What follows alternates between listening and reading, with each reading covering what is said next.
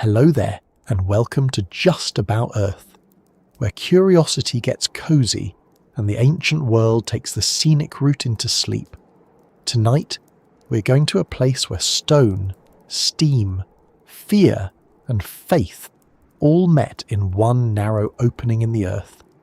A place where the living stood at the edge of something they believed belonged to the dead. A place with a name that sounds as if it came from a myth whispered beside a dying fire. Pluto's Gate. It was not a gate in the way we usually imagine one. There were no golden doors swinging open into a fiery kingdom, no carved monster waiting politely to check tickets, no dramatic staircase with a sign saying, "Underworld this way." Although to be fair, ancient tourism might have been very different from ours.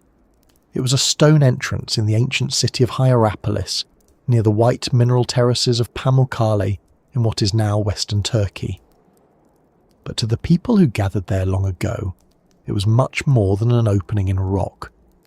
It was a wound in the world, a breath from below, a place where invisible death seemed to rise from the ground itself. And before we step any closer to that old and dangerous doorway, let me ask you gently, where are you listening from tonight? Are you somewhere quiet with the lights low and the day already folded behind you? Or is it still bright outside, with the world moving around you while this story begins to settle in?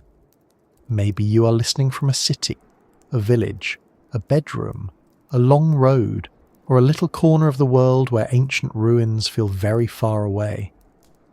And yet, here we are, for a while, standing together in the warm stone silence of Hierapolis, near a gate that people once feared to enter. If you find this journey soothing, strange, or just a nice way to let the mind wander, somewhere older than the noise of today, I'd be grateful if you gave the video a like and maybe subscribed. It helps this calm little corner of the world reach other tired minds who might also enjoy wandering through ruins, rivers, mountains, lost cities, and the occasional doorway that seems to breathe death. No pressure, of course. Pluto himself was probably already quite good at pressure, considering he ruled beneath the earth, but it does help the channel grow, and it lets these quiet stories keep finding their way to people who need a slower kind of wonder. So settle in now, let your thoughts loosen a little. Let the present day become softer around the edges. We're not rushing into the darkness, we're simply walking toward it slowly, step by step, the way ancient travellers might have approached a sacred place with dust on their sandals, questions in their hearts, and perhaps a small nervous glance at the animals being led ahead of them. To understand Pluto's Gate, it helps to first imagine the city around it. Hierapolis was not a dead place when the gate was alive with fear. It was a city of water, stone, healing, trade, ceremony, and spectacle. It rose above a strange and beautiful landscape, where hot mineral springs spilled across the land and left behind brilliant white terraces that looked almost like frozen waterfalls. Even today, the terraces of Pamukkale can appear unreal at first glance, as if snow has somehow survived under the Turkish sun, or as if the earth has been slowly pouring milk over the hillside for thousands of years. But this whiteness is stone, built by mineral-rich water, layer after layer, patient as time itself. Ancient people noticed places like this. Of course they did. Long before modern geology could explain mineral deposits, thermal activity, fault lines, and underground gases, people understood the world through signs. A spring that came hot from the earth was not just water. It was a message. A cave that exhaled deadly air was not just a geological hazard. It was a boundary, a place where the surface world touched something hidden. In Hierapolis, the ground itself seemed restless. Warm water rose from below, vapours appeared. Earthquakes shook the region. The landscape did not behave like ordinary land. It steamed, cracked, healed, whitened, and breathed. Now imagine arriving there in the ancient world. You have travelled across dusty roads. Maybe you have heard stories before you even reached the city. Stories of a place where birds drop from the air. Stories of bulls led to a sacred opening and dragged out dead. Stories of priests who could stand where others could not. Men who seemed protected by the gods. You might not know anything about carbon dioxide. You might not know that some gases are heavier than air, or that they can collect close to the ground in invisible pools. You would only know what your eyes told you, and your eyes, at Pluto's gate, would have told you something terrifying. An animal approaches the entrance, it lowers its head. It breathes, then it weakens, maybe it stumbles, maybe it collapses. The priest remains standing, the crowd watches. No blade has touched the animal, no arrow has flown, no visible hand has struck it down. And in that moment, the explanation offered by myth would not feel foolish. It would feel obvious. The god below has accepted the offering. The underworld has opened just enough to prove that it is there. That is one of the things that makes Pluto's gate so fascinating. It was not merely a place where people imagined danger. It was dangerous. Something real was happening there. The fear had a physical cause. The myth had a geological engine beneath it. And that mixture, real death and sacred interpretation, gave the place its power.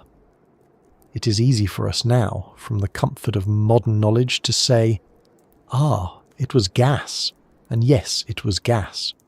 But that simple answer does not remove the wonder. In some ways, it deepens it. Because the ancient people were not inventing the strangeness. They were standing in front of a genuine mystery, one that killed living creatures and seemed to spare certain human beings. They explained it using the language they had. Pluto, or Hades in the Greek tradition, was the god of the underworld. Not exactly the villain that later imagination sometimes made him, but the ruler of the realm beneath, the keeper of the dead, the one who lived beyond the reach of sunlight. His kingdom was not simply a place of flames and punishment. It was the shadowed continuation of existence after death, a vast and serious domain where all mortals eventually went. In that sense, a gate dedicated to him was not a casual shrine. You did not wander through it as if visiting a market stall. You approached it with caution, and the name itself carries weight. Pluto's gate, a Plutonian, a place of Pluto, a sacred opening associated with the underworld. Names matter in ancient landscapes. A cave is not just a cave once it has been named as a door to the dead. A vapour is not just a vapour once it has been called the breath of a god. A stone wall is not just architecture once it marks the line between where ordinary people may stand and where only priests may go. The more people believed, the more powerful the place became. The more animals died, the stronger the belief grew. The more the priest survived, the more convincing the ritual appeared. There is something very human in this. We are meaning-making creatures. We see patterns. We look for messages in storms, eclipses, dreams, mountains, bones, and silence. When something frightens us, we do not only ask what it is, we ask what it means. And Pluto's gate must have seemed full of meaning. It sat in a city already known for healing waters, sacred spaces, and strange forces from below. The ground was a with warmth. The white terraces glowed nearby. The air itself could become dangerous in one spot and harmless in another. It was exactly the kind of place where the ancient mind would say, "The gods are close here." But let's not imagine the people of Hierapolis as simple or easily fooled. They were not children frightened by shadows. They were observant. They knew the place behaved differently. They built around it, managed it, framed it, and turned it into ritual space. There was intelligence in that, even if the explanation was mythic rather than chemical. Ancient religion often worked through careful attention to the natural world. A spring, a cave, a grove, a mountain, a thunderstorm, a fault line, all could become sacred because they did something unusual. Pluto's gate was not powerful because someone randomly declared it so. It was powerful because the Earth itself performed there. A performance is actually a useful way to think about it. Not in the sense that everything was fake, but in the sense that the place had an audience, a setting, a sequence, and a dramatic effect. People gathered. Animals were brought forward. Priests entered the dangerous zone. The crowd watched from a safer distance. The invisible force did its work. The ritual confirmed what people had come to believe, and afterward, the story travelled. Someone who saw it could tell someone else. The gate kills, the priests survive. Pluto is present, the underworld is near. Over time, such stories harden into reputation. A city becomes known for a wonder. Travellers arrive not only to bathe in its waters or visit its temples, but to see the place where death comes from the ground. Ancient tourism had a taste for marvels. People liked strange stones, holy springs, oracles, giant statues, miraculous cures, and places where nature seemed to break its own rules.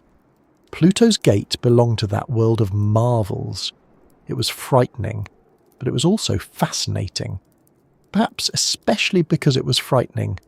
Humans have always been drawn to the edge of danger as long as we can stand just far enough away from it. Think of the way people today visit volcanoes, cliffs, caves, abandoned cities, battlefields, and deep tombs.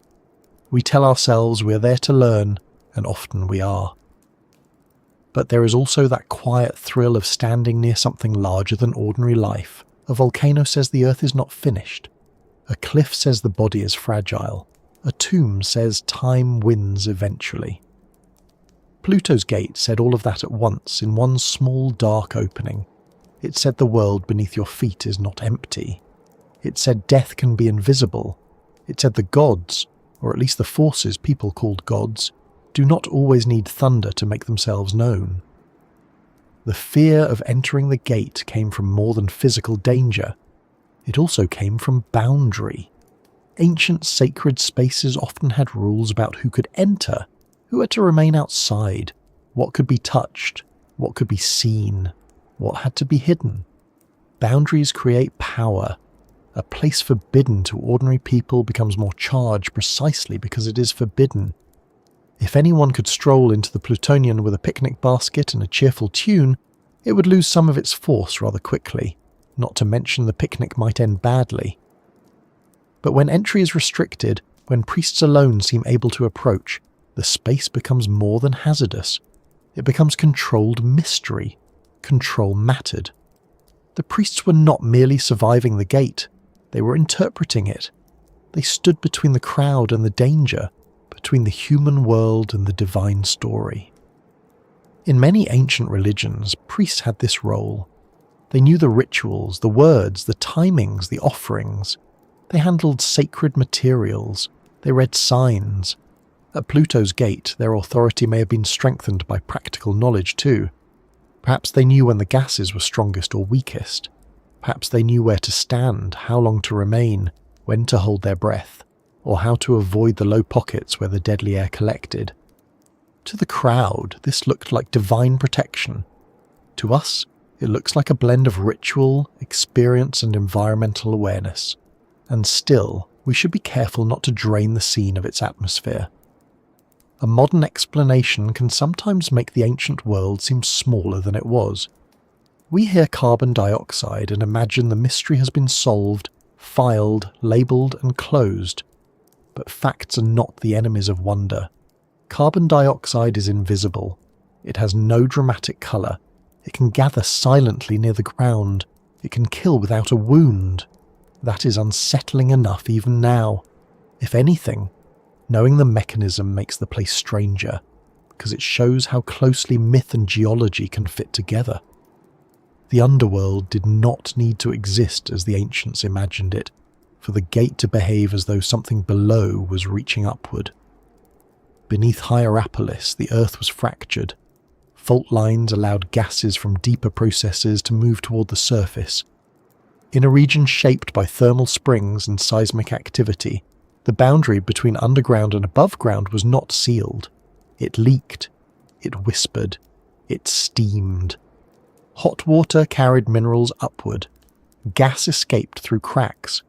The land gave visible signs of invisible motion, and over long periods, people built meaning around those signs. This is one of the great patterns of human history. The earth acts and culture answers. That answer can become architecture. Around Pluto's gate, stone framed the danger. Sacred buildings, seating areas, walls, and ritual spaces turned a natural phenomenon into a public religious experience. This is what humans do so well. We take raw landscape and give it shape. We build steps where people will gather, walls where people should stop, temples where attention should focus, inscriptions where memory should last. The natural opening may have been small, but the meaning built around it was large. The gate became part of a city, and the city became part of the gate's story. Picture the atmosphere in the evening, when the heat of the day begins to loosen its grip. The stones still hold warmth. The terraces in the distance pale under changing light. The air near the sacred precinct grows quiet. Somewhere, water moves. Somewhere, an animal shifts uneasily. People murmur, then fall still. The entrance waits. Nothing about it needs to roar. In fact, its quietness is the most unsettling thing. A lion announces danger with teeth. A storm announces danger with thunder. Pluto's gate announced danger by doing almost nothing. A breath, a collapse, a silence. The ancient world had many entrances to the underworld. Caves, lakes, volcanic vents, deep cracks and remote groves were often imagined as places where the living might approach the realm of the dead. This makes sense when you think about it. The underworld had to be somewhere below, somewhere hidden. Caves seemed to lead downward into darkness. Springs came from unseen depths. Vapours rose as if from another realm. Volcanic landscapes looked like scars in the skin of the earth. These places gave geography to belief. They made the invisible feel local. You could point and say, there, that is where the other world begins. Pluto's gate was one of these places, but it had an unusually convincing feature. It did not only look mysterious, it demonstrated danger again and again. The gas made the myth observable. A skeptic in the crowd might doubt a priest's words, but it was harder to doubt a bird falling lifeless, or a bull collapsing near the entrance. The sight would have lodged in memory. And memory, especially fearful memory, is sticky. People would carry it away with them, retell it, exaggerate it perhaps, but not invent its core. Something at the gate killed. That much was real. There is a quiet sadness in that too. The animals used in these rituals were not symbols to themselves. They were living creatures brought into a human story they did not understand.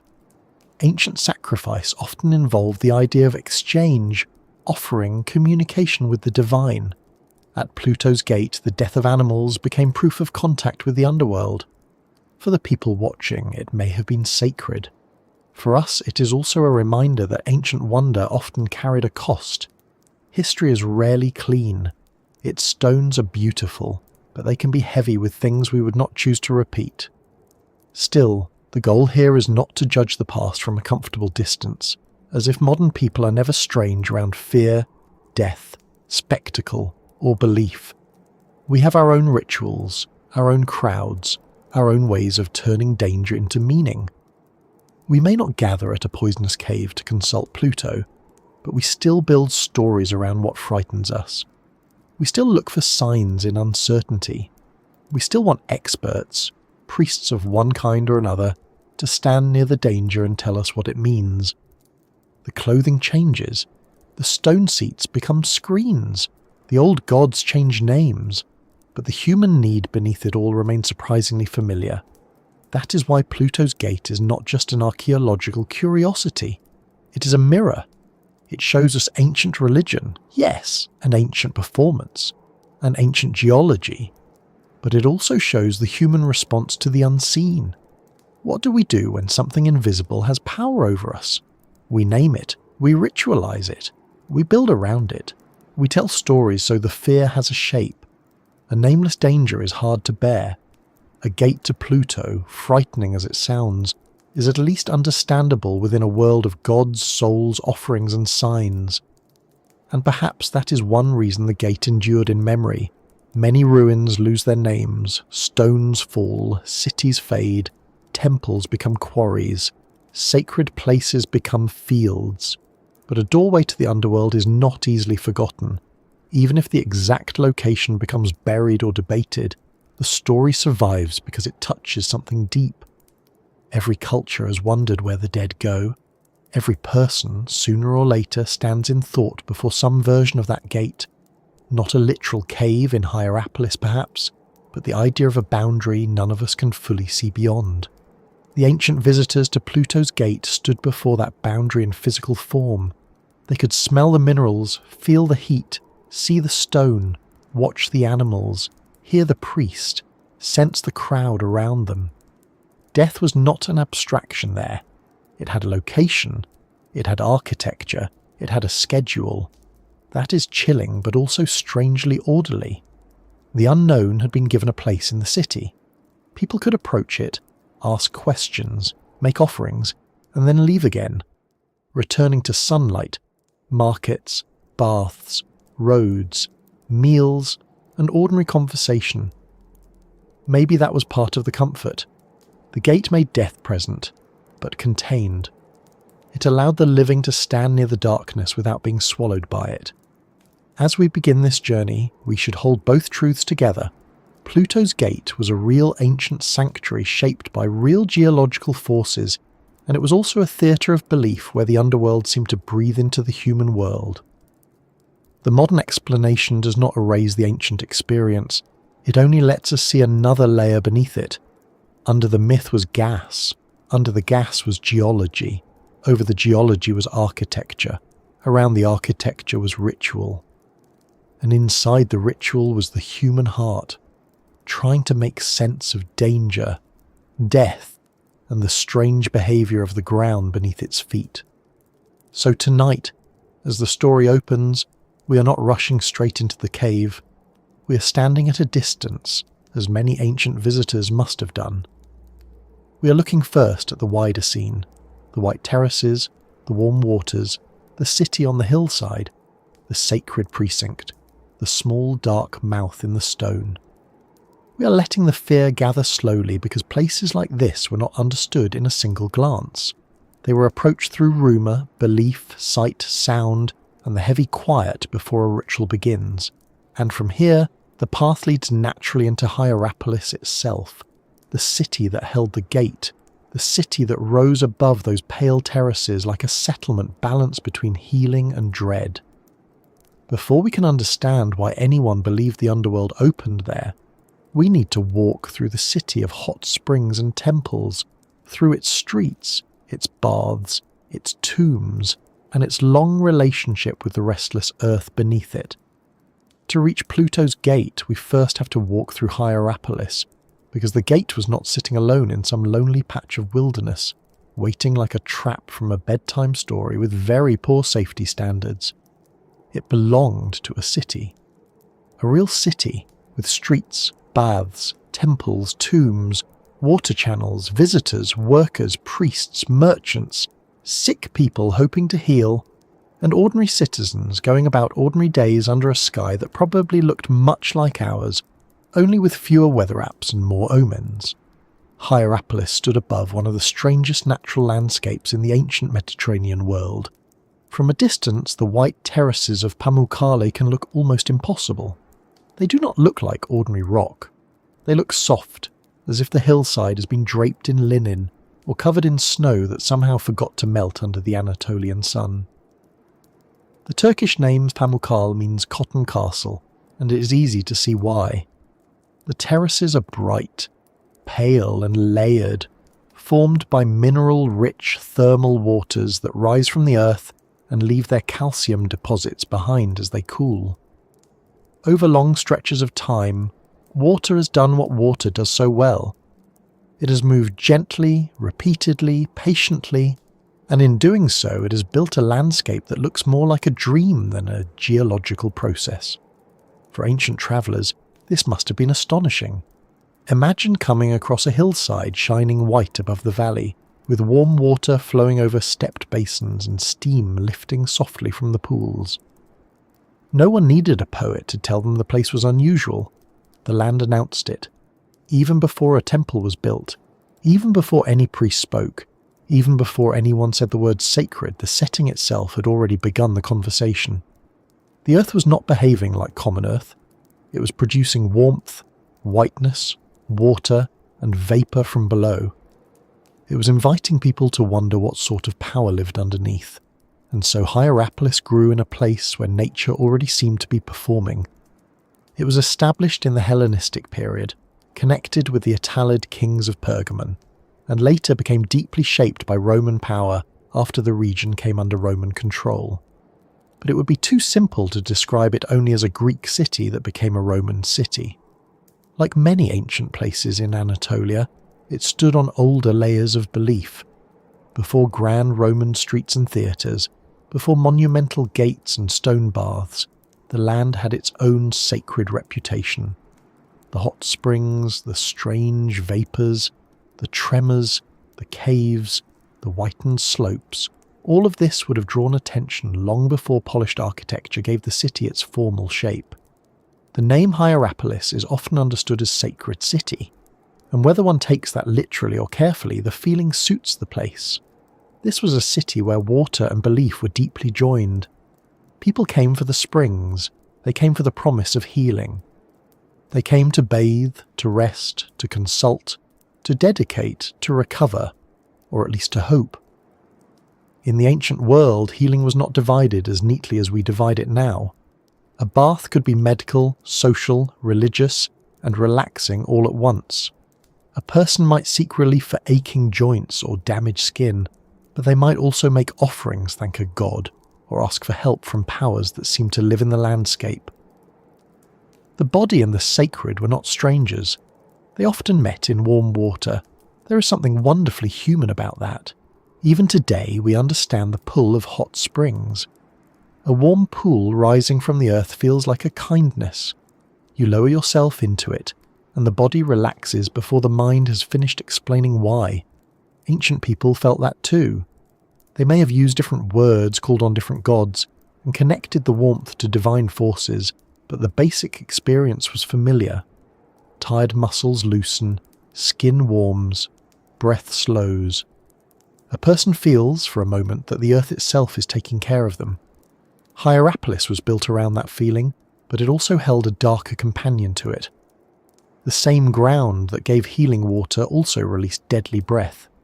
That contrast is one of the reasons the city is so compelling. Hierapolis was not simply a pleasant spa town with a spooky attraction tucked away in one corner. It was a place where the life-giving and the death-dealing came from the same deep earth. Warm springs could soothe the sick, while invisible gases could kill animals at a sacred opening. The land offered comfort and warning together. It said, "Come closer," and also, "not too close." Ancient religion was often born in exactly that kind of tension. A force that heals may also destroy. A god who blesses may also punish. A place of purity may stand beside a place of dread. Walking into Hierapolis during its Roman height, you would not have felt that you were entering a village of superstition and shadows. You would have seen an organised, monumental city. There were broad streets, colonnades, gates, baths, a theatre, temples, fountains, and an immense necropolis spreading beyond the walls. The city had structure.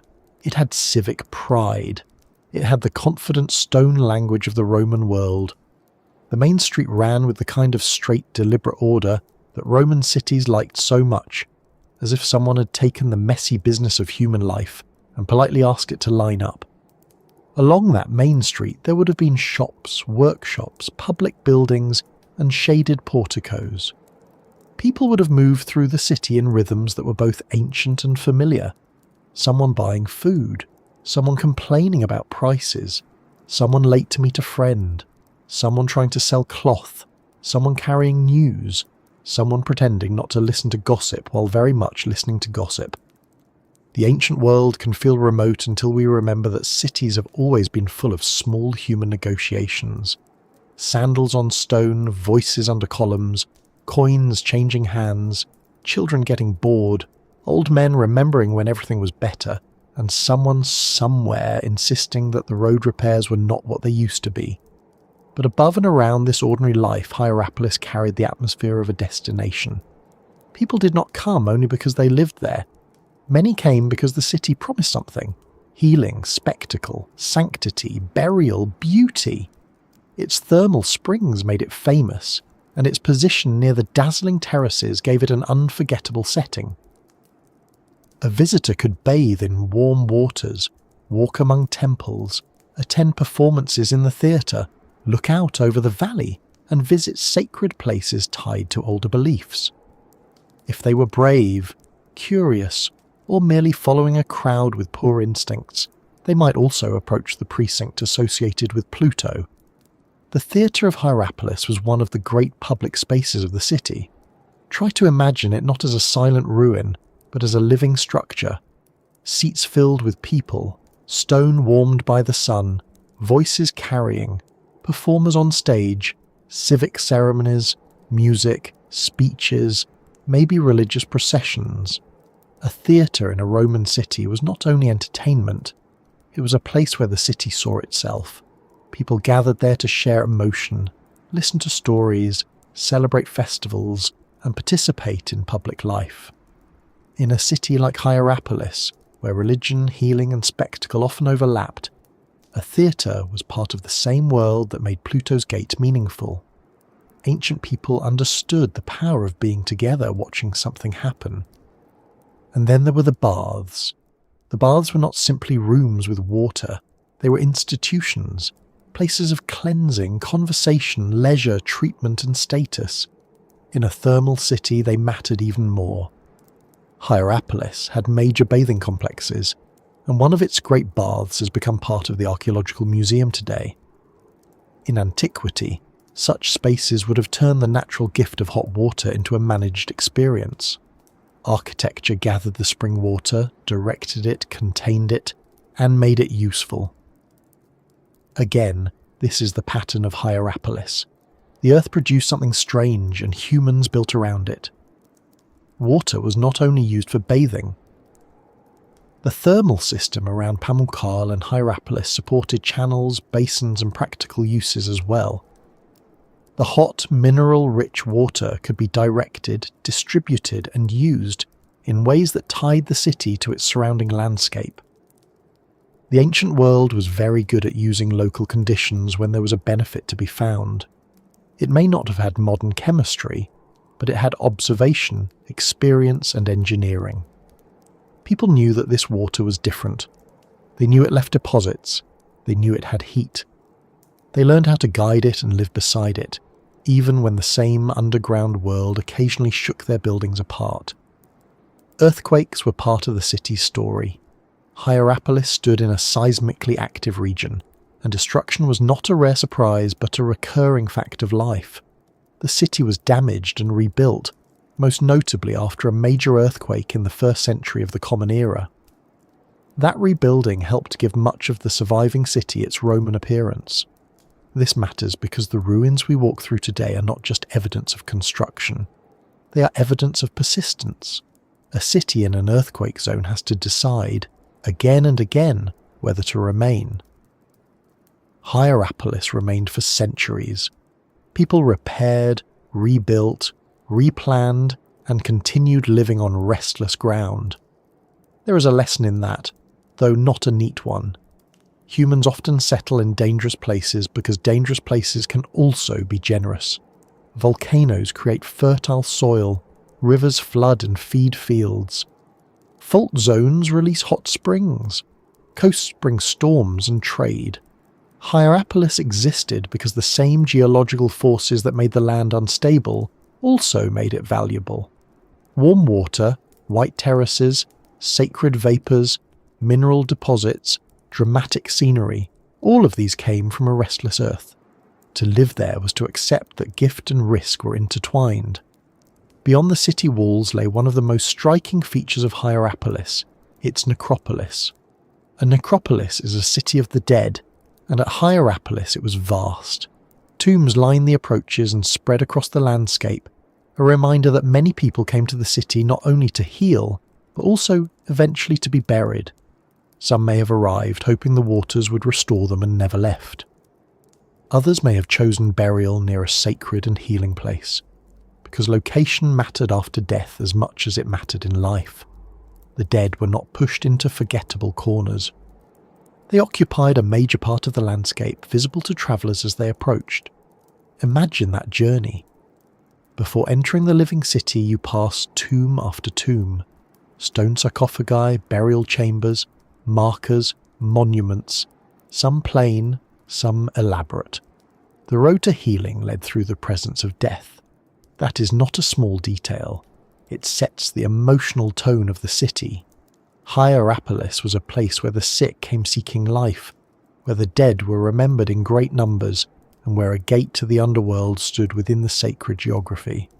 Life, illness, death, and hope were all placed close together. The city did not hide mortality. It built with it. For us, modern cemeteries are often separated from daily life, placed behind walls or beyond neighbourhoods.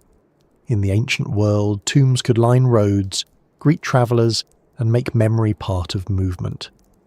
To walk into Hierapolis was to be reminded that people had come before you, and that your own journey had the same destination in the end, whether you arrived through age, illness, accident, or one very suspicious cave.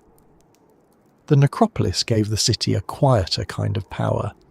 Even without Pluto's gate, Hierapolis was already speaking to the boundary between the living and the dead. The later Christian history of the city added another layer of sacred meaning. Hierapolis became important in early Christianity, associated with the martyrdom of St. Philip, and Christian buildings rose in the city during the Byzantine period. This did not erase the older sacred landscape immediately, but it changed the way people understood it. Ancient cities often carried many religious lives, one layered over another. A place holy to older gods could become important to new faiths. Temples might fall silent, churches might rise, tombs might be reinterpreted, and memories might shift. Hierapolis did not belong to only one belief system across time. It was a long conversation in stone. That long conversation is important because Pluto's gate was not floating outside history. It existed in a city that changed. Pagan, Roman, Christian, Byzantine, later abandoned and ruined. The same stones could mean different things to different generations. A theatre could become a ruin. A temple could become a memory. A frightening opening once tied to Pluto could be condemned, ignored, buried, or rediscovered.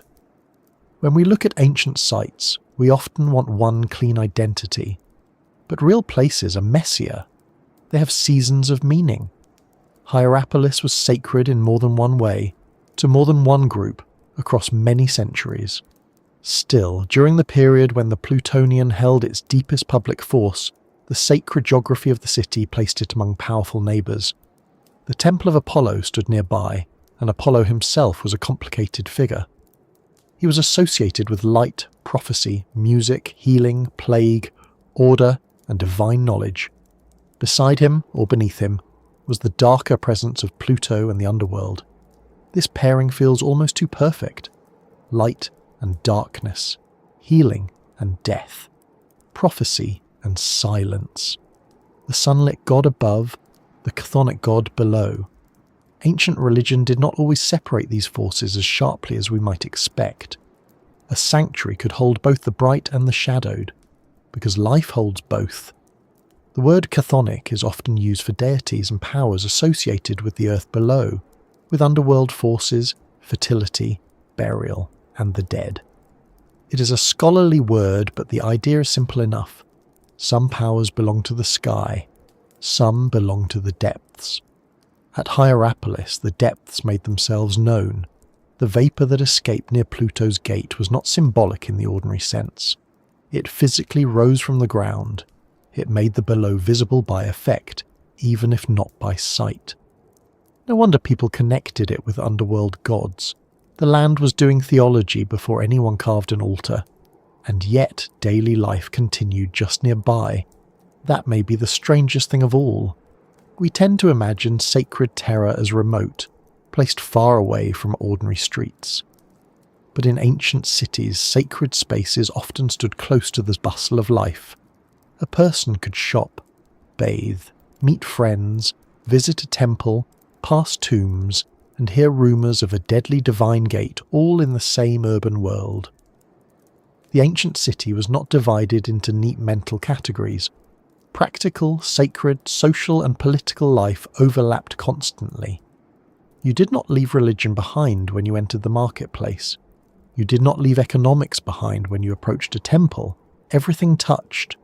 This makes Hierapolis feel less like a backdrop and more like a living organism. Water flowed through it. Roads carried people through it. Tombs ringed it. Temples anchored it. The theatre gathered its voice. Earthquakes broke it. Builders restored it. Springs fed it. Gases haunted it. The city breathed in more ways than one. And somewhere inside that breathing city, Pluto's gate waited as the most unsettling breath of all. When modern visitors walk through Hierapolis today, they see ruins under open sky, columns fallen or standing, theatre seats emptied of their old crowds, stone streets worn by feet that are long gone, tombs cracked by weather, the bright terraces still gleaming nearby as if the natural world has kept its part of the bargain longer than the city could keep its roofs. It is beautiful, but it is also a little deceptive. Ruins are quiet because time has quieted them. In their own age, these places were not quiet. They were full of heat, argument, animals, bells, footsteps, splashing water, prayers, tools, wheels, and voices. To bring Hierapolis back to life in the mind, we have to add sound.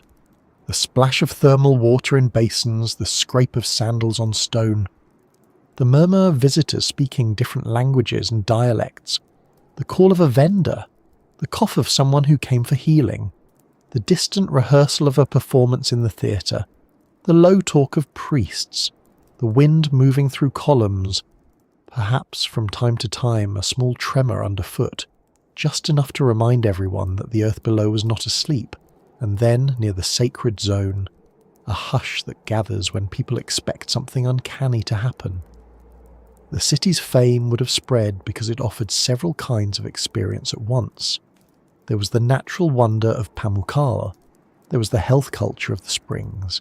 There was the architecture of a Greco-Roman urban centre. There were religious associations, older and newer. There was a huge landscape of tombs. And there was the Plutonian, the gate that seemed to prove that the underworld had a local address. This combination made Hierapolis more than just another ancient city on a map. It became a place where the Earth's surface seemed thin. Thin places are found in many cultures. They are locations where people feel that the boundary between worlds is weaker than usual. A mountain peak, a cave mouth, a spring, a burial mound, a stone circle, a desert monastery, an island at the edge of weather. Hierapolis was a thin place in a very literal sense. Heat and gas came from below. Water crossed the boundary between underground and open air. The dead were buried around the city. The sick came hoping to be restored. The gods of light and depth stood close together. If ancient people felt the world's touch there, they had reasons. And this is where the story of Pluto's gate becomes more understandable. A gate to the underworld could not have gained the same power just anywhere. Place matters. Put the same cave beside an ordinary field with no springs, no terraces, no seismic history, no sacred city, and perhaps it would still frighten people, but it might not become a famous sanctuary. At Hierapolis, everything around it prepared the mind to believe. The white terraces said the land was extraordinary. The hot springs said the earth below was active. The temples said gods were present. The necropolis said the dead were near. The theatre and street said people were ready to gather and witness. The gate did not have to create its world alone. The city helped create it. So when ancient visitors stood near the Plutonian, they were not simply seeing an opening in stone. They were seeing the concentrated meaning of Hierapolis itself. Healing water and lethal gas, sacred architecture and raw geology, public spectacle and private fear, the living city and the city of the dead. All of it pressed into one dark mouth in the ground. It is tempting to rush straight to the most dramatic part of the story, to the birds falling, the bulls collapsing, the priests surviving, the invisible carbon dioxide collecting low in the chamber. That is coming, of course, because Pluto's gate earned its reputation through those terrifying displays. But if we rush there too quickly, we miss the world that made the terror believable. Hierapolis was not merely where the gate happened to be. It was the reason the gate made sense. The sacred city above the white terraces gave Pluto's gate its audience, its architecture, its ritual frame, and its ancient authority. Now, with the city around us, the terraces shining nearby, the baths steaming in memory, the tombs stretching beyond the roads, and the old sacred district waiting ahead, we can begin to move closer to the place people feared most. Not yet into the dark opening, not yet into the invisible breath itself, but toward the belief that surrounded it, toward the ancient fear of the dead, and toward the question that must have followed every visitor who heard the stories before seeing the gate with their own eyes. The fear around Pluto's gate did not begin with the stone opening itself. It began with something older, quieter, and much harder to escape. It began with the ancient fear of the dead. Every city has its noises, and Hierapolis would have had plenty of them. Water moving through channels, voices carrying across stone streets, merchants calling to travellers, bathers talking in warm pools, wheels grinding over uneven paving, priests speaking low words near sacred places. But beyond all of that, beyond the living rhythm of the city, there was another presence that never really left. The dead were close. They were not tucked away in some forgotten corner of the landscape. They lined the roads. They rested in tombs and sarcophagi. They surrounded the city in a great necropolis, a city of the dead beside the city of the living. And for anyone entering Hierapolis, that meant the journey toward healing, bathing, prayer, or spectacle often began by passing through memory, stone, and mortality. That may sound heavy, but in the ancient world it was normal. The dead were part of the geography.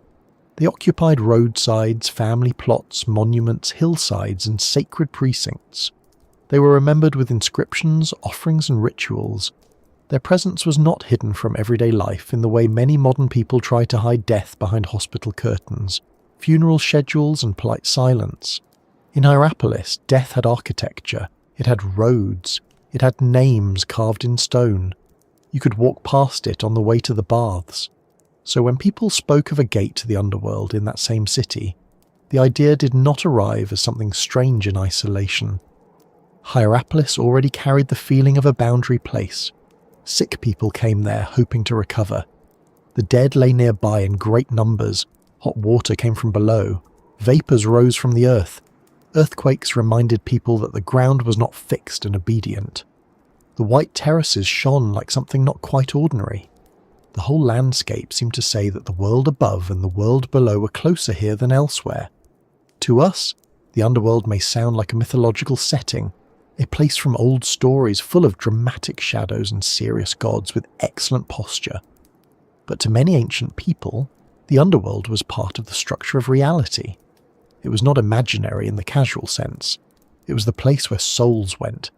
It was the unseen realm beneath the living world, ruled by powers older than any one city. In Greek tradition, Hades was both the name of the god and the realm he ruled. In Roman tradition, Pluto carried a similar role, a lord of the world below, associated not only with death but also with the hidden richness of the earth. After all, metals, seeds, roots, and buried treasure all lie beneath the surface too. The underground was frightening, yes, but it was also fertile, wealthy, and full of unseen force. That is important, because Pluto was not simply a monster waiting in a cave. He was a god of boundaries. He ruled what humans could not fully reach while alive. He belonged to the part of existence that everyone approached eventually, but no one returned from with a cheerful travel report and a few sketches. A place dedicated to him was serious. You did not treat it like a roadside fountain. You did not lean into it casually and say, well, let's see what the underworld smells like today. Or if you did, you probably became a warning story for everyone else. The Plutonian, the sanctuary of Pluto at Hierapolis, gave this ancient fear a physical focus. It turned the idea of the underworld into a location. That is a powerful thing. It is one matter to believe that death waits somewhere beyond life. It is another to stand before a dark opening in the ground and believe that this is where the boundary begins. Human beings often need places for their biggest ideas. We build temples for gods, tombs for ancestors, courts for justice, libraries for memory, and quiet corners for grief. Pluto's gate became a place where fear, worship, death, and curiosity could gather together. Imagine being an ancient visitor who has heard about the gate before seeing it. Rumours travel faster than carts, and with fewer broken wheels. Perhaps you heard in a nearby town that animals die there without being touched. Perhaps someone told you that birds drop when they fly too near. Perhaps another person swore that bulls collapse in the sacred enclosure while the priests remain unharmed. You might not believe every detail. Ancient travellers, like modern ones, could exaggerate. A fish becomes larger with every telling, and a deadly cave probably becomes deadlier after a few cups of wine. But still, the reputation would follow the road. By the time you reached Hierapolis, you would not be approaching the gate with an empty mind. You would already be carrying the story. That expectation matters. Fear is not only what happens when we see danger, it is also what happens before danger arrives. The imagination walks ahead of the body. It fills the dark before the eyes have adjusted. A narrow opening in stone becomes more frightening if you have already been told that it belongs to the dead. A faint mist becomes more meaningful if someone says it is the breath of Pluto. A quiet animal becomes tragic if you know it may be led forward as proof. The gate was not only an object, it was an experience prepared by rumour. And then there was the ancient understanding of pollution and purity. Death, in many Greek and Roman religious settings, carried a kind of ritual seriousness. Contact with the dead, with blood, with burial, with certain forms of suffering or danger, could require cleansing or careful handling. This was not always about moral guilt. It was about crossing boundaries. The dead belonged to a different condition. The living had to approach them properly. That is why funerary rites mattered so much. A body was not just a body. A burial was not just disposal. The transition from living person to honoured dead had to be managed, mourned, and placed within the order of the world. A gate to the underworld sat exactly on that sensitive line. It was not only dangerous because animals died there. It was dangerous because it suggested contact with a realm that living people were not meant to enter. The fear was spiritual as well as physical. The wrong step might not merely end a life. It might violate the boundary between worlds. This is one reason sacred spaces often used fences, walls, thresholds, and restricted areas. They did not just manage crowds. They told people where the ordinary ended. At Pluto's gate, that boundary must have been very clear. There were places for onlookers and places where ordinary visitors could not go. Priests controlled the approach. The danger was displayed, but not opened freely to everyone. That made the ritual more convincing and also more manageable. A sacred site cannot function for long if the audience keeps accidentally dying.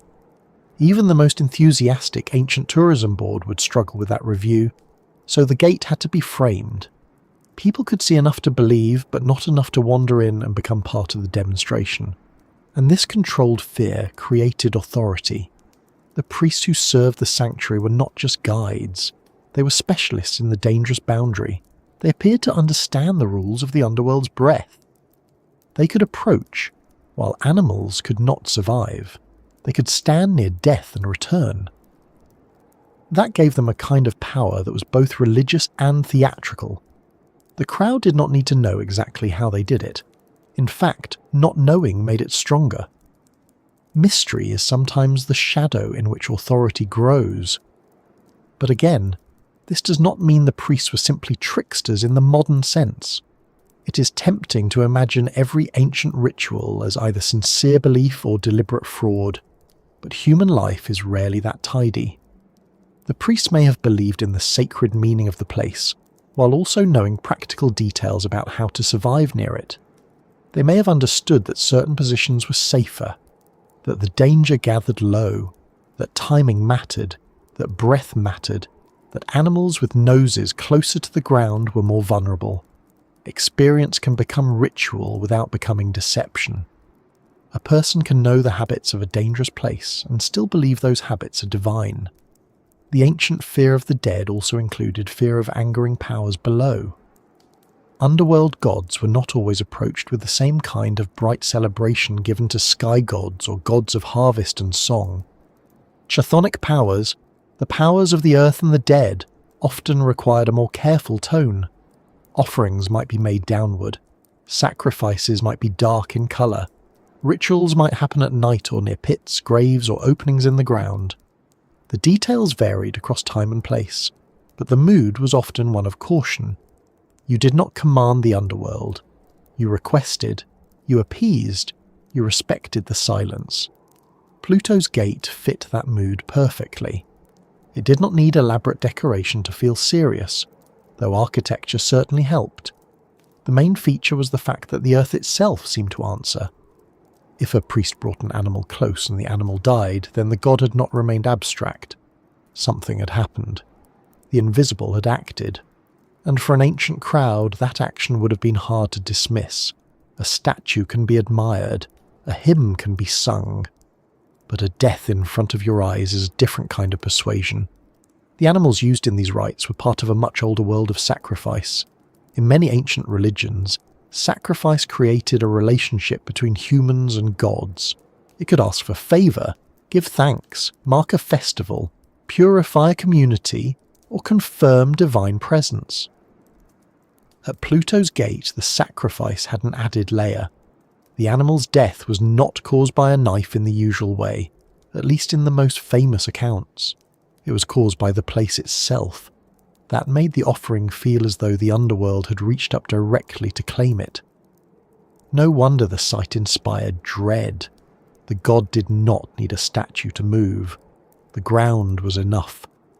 If we pause here and try to imagine the crowd, the emotional scene becomes clearer. Some people might have come as believers, already convinced that Pluto's power lived in the cave. Others may have come curious, skeptical, or excited. A few may have come because everyone else was going, which remains one of humanity's most reliable motivations. They would gather at a safe distance, perhaps seated or standing behind boundaries. The priests would move near the entrance. An animal would be brought forward. Maybe a bull, strong and breathing hard. Maybe birds, small and fragile, used to show the danger quickly. The animal enters the low, invisible danger. Its body reacts. It falters. The crowd sees the impossible made visible. The strange thing about invisible danger is that the body understands it before the mind can explain it. If you watch a creature collapse in a place where nothing appears to touch it, the imagination rushes to fill the gap. Ancient viewers filled it with the underworld. Modern science fills it with carbon dioxide. But the emotional shock is not so different. Even now, if you saw a bird drop from the air beside a cave mouth, you would not calmly begin a lecture on gas density before taking a sensible step backward. You would feel the old animal part of your brain say, "No, not there." That old reaction is part of the story too. Fear of the dead is tied to fear of the unknown, but also to fear of invisible contamination, bad air, hidden forces, and places where ordinary senses fail. Humans trust what they can see, hear, smell, and touch. But Pluto's gate challenged that trust. The danger had no teeth, no claws, no visible blade. It was air that betrayed the lungs. And since breath is life, a place where breath itself becomes deadly feels especially unsettling. You cannot fight it. You cannot reason with it. You can only avoid it or learn its rules. In the ancient imagination, breath had deep meaning. Life began with breath and ended when breath left the body. Spirits, winds, souls, and airs were often connected in language and thought. So a deadly vapour from the earth was not just a hazard, it was a kind of anti-breath, a force that entered the living and removed life from within. To call it the breath of the underworld was not a random metaphor. It was a direct response to what the place seemed to do. It took breath away. The fear of the ancient dead was not always fear of ghosts in the simple sense. It was fear of what happens when proper boundaries fail. The dead should be buried. The underworld should remain below. The living should remain above. Ritual should keep the exchange orderly. Pluto's gate was frightening because it seemed like a controlled breach in that order. The below was leaking into the above. It could be approached, witnessed, maybe even consulted, but only under strict conditions. That made it sacred and dangerous at the same time. This is why the city's necropolis and the gate belong together in the mind. The tombs around Hierapolis mark the ordinary path of mortality. People died, were buried, remembered, and placed among the dead. Pluto's gate suggested something more immediate and dramatic. It was not simply where the dead rested. It was where the realm of the dead could touch the living air. For a visitor who had walked past tombs on the way into the city, the gate would have felt like the final concentration of a thought already present in the landscape. Death is around us. Death is below us. Death has a doorway. Ancient people also feared being forgotten after death. A tomb, an inscription, an offering, a family ritual. All these helped keep a person connected to the living community. The underworld was not only frightening because it was dark, it was frightening because it meant separation. To pass into death was to leave behind voice, warmth, work, family, sunlight, and the ordinary pleasures of the world. That loss is still understandable. We may use different beliefs now, but the ache is the same. The ancient dead were feared, honoured, fed with offerings, called upon, avoided, remembered, and sometimes asked for help. They were not simply gone. They occupied a complicated place in the imagination. At a sanctuary like Pluto's gate, that complicated place became public. People could come near the idea of death without dying, provided they respected the rules. They could witness an animal offering and feel that the god below had received it. They could perhaps ask questions through the priests, seeking knowledge from a realm believed to see beyond ordinary life. The underworld was not only a destination, it could be a source of hidden knowledge. The dead, after all, had crossed the boundary. Gods of the underworld ruled what humans could not know directly. An oracle connected to that realm would have carried a special kind of authority, darker and heavier than a simple blessing. This is another reason fear and curiosity lived together at Pluto's gate. People feared the underworld, but they also wanted contact with it. That is a pattern repeated across cultures. The dead frighten us, but we dream of speaking to them. The future frightens us, but we seek prophecy. Hidden forces frighten us, but we build rituals to approach them. Humans are not content to stand outside mystery forever. We knock, even when we are afraid of what might answer. Pluto's gate was one such knock, carved in stone and fed by gas from below. Of course, not everyone would have responded in the same way. Some visitors may have been genuinely terrified. Others may have felt religious awe. Some may have treated it as a marvel, something to tell friends about later. A few may have been skeptical, watching the priests carefully, looking for tricks. Ancient people were not all equally credulous, just as modern people are not all equally rational. A crowd is always made of many minds, but when the demonstration happened, when life failed in the invisible breath, even skepticism would have had to account for what the eyes had seen. It is also worth remembering that fear was part of the attraction.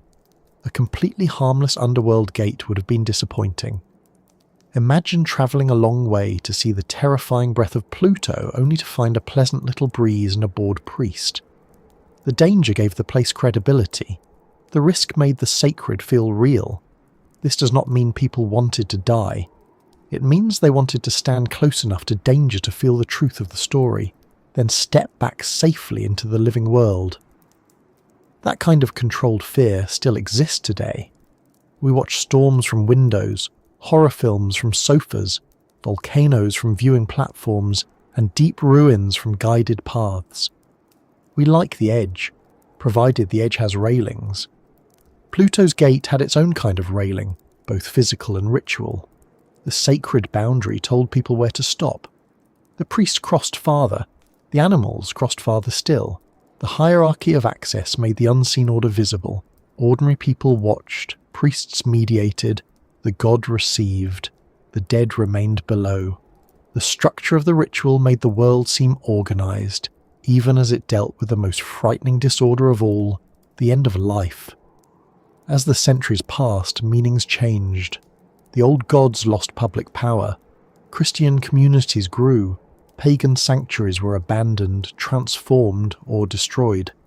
A place once feared as an opening to Pluto's realm could become a ruin, a warning, a curiosity, or simply a buried memory. But the fear attached to it did not disappear completely, because the story had the strength of a very old human question behind it. What lies beneath? What happens after death? Can the boundary be crossed? And what should we do when the Earth itself seems to answer? The remarkable thing is that modern archaeology and science have not made the ancient fear look foolish. They have made it understandable. We can now say that carbon dioxide, heavier than normal air, collected near the floor of the grotto and created a deadly layer that animals were more likely to breathe. We can say that geological faults helped bring gas toward the surface. We can say that priests may have survived by standing taller, avoiding the lowest air, choosing the right time, or limiting their exposure. But those explanations do not erase what an ancient person saw. They explain why the underworld seemed so close. And maybe that is the gentlest way to approach the people who feared Pluto's gate. They were not wrong to be afraid. They were standing near a real hazard. They were not wrong to think the place was unusual. It was. They were not wrong to connect it with forces beneath the Earth. The gas did come from below. Where they differed from us was in the story used to understand it. They saw Pluto's breath where we see volcanic carbon dioxide. They saw divine protection where we see knowledge of gas behaviour. They saw a sacred boundary where we see a dangerous geological vent shaped into a sanctuary. Different explanations, same strange world.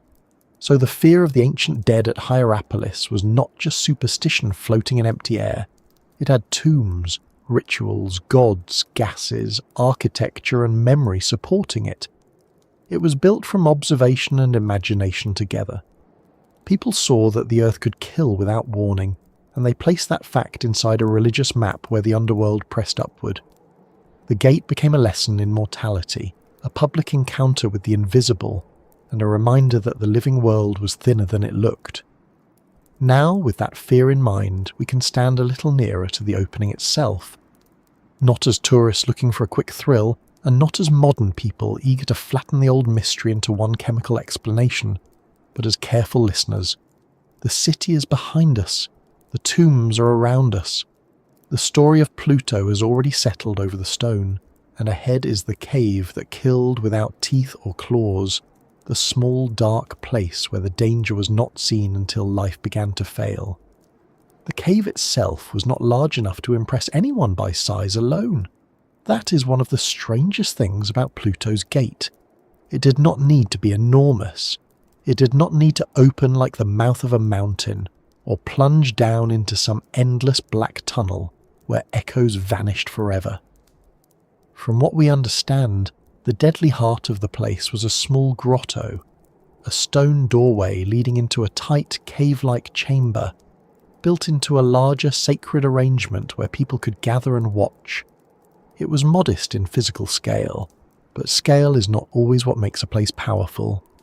Sometimes a small dark opening can disturb the mind more than a vast cavern, because it feels personal, precise, and close. It feels like the Earth is not merely open, but whispering.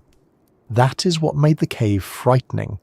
Not claws, not teeth, not fire, not the roar of a beast or the crash of falling stone. It killed quietly. It killed by air. And air is something we trust so completely that most of the time we forget it is there at all. We walk through it, sleep inside it, speak through it, breathe it without thanks or suspicion. We only notice air when it moves as wind, carries a smell, turns cold, turns hot, or refuses us.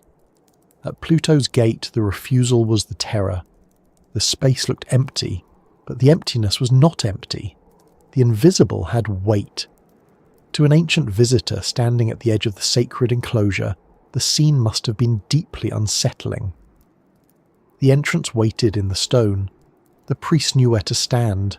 The crowd knew where not to stand. An animal was brought forward, perhaps reluctant, perhaps simply confused by the noise, the ropes, the hands, the strange smell of the place. It did not see a predator. It did not hear a snarl. It did not understand that the lower air before it was no longer safe to breathe. And then, as it approached the mouth of the cave, the body began to fail. For the people watching, that failure would have seemed supernatural because there was no visible attacker.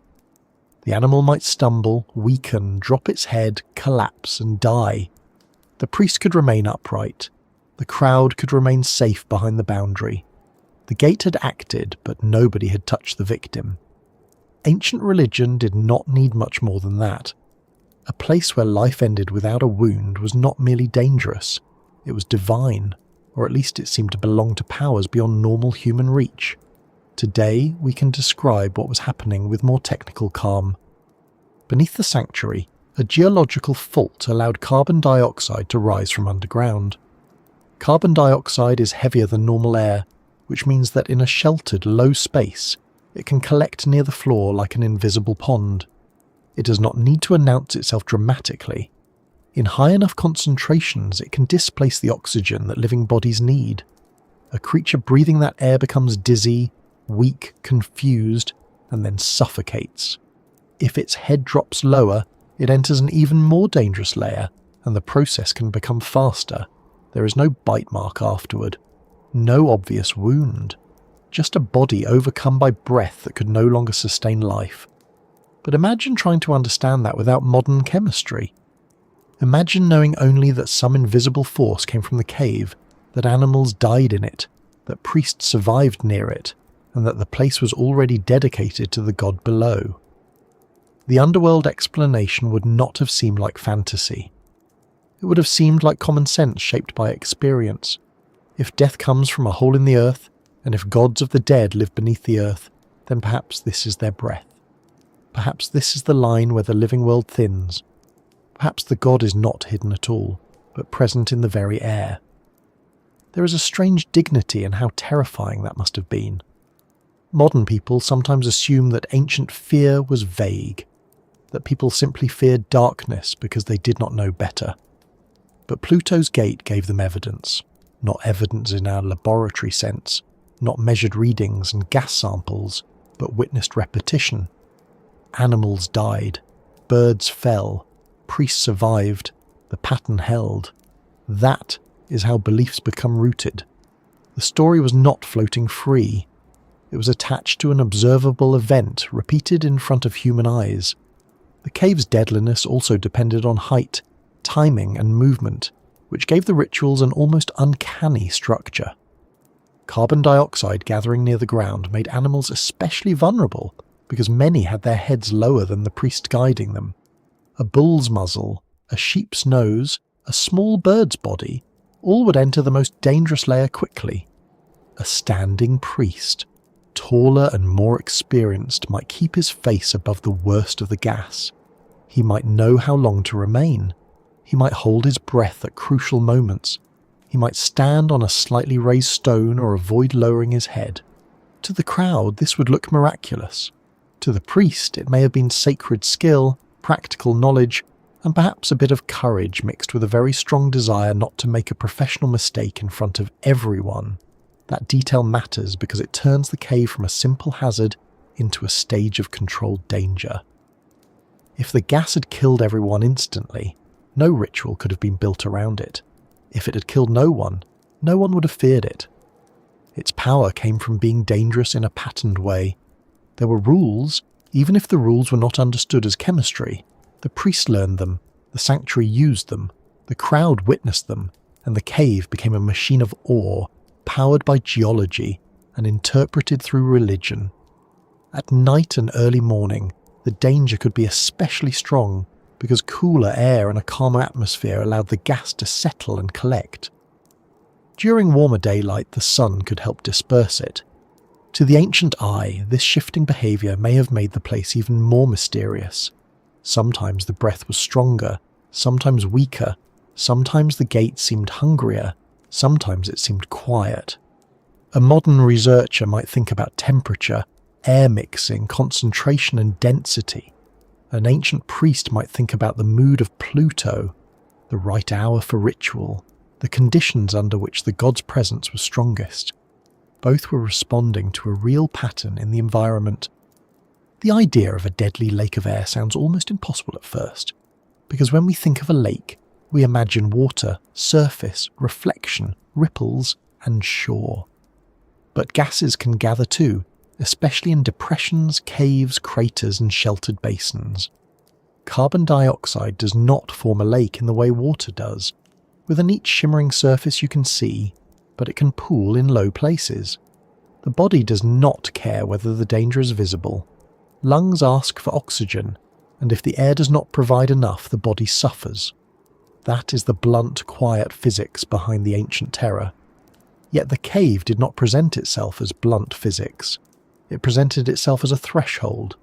The stone doorway, the enclosure, the temple arrangement, the raised seating, the priestly control, all shaped how the danger was perceived.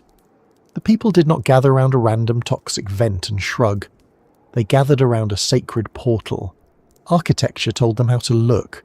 Ritual told them what was happening. Myth told them who was present. The cave provided the effect. Culture provided the meaning. This is one of the reasons Pluto's gate remains so haunting. It sits exactly where natural danger and human imagination meet. The gas alone would have been a hazard. The myth alone would have been a story. Together they became a place where the underworld seemed to demonstrate itself.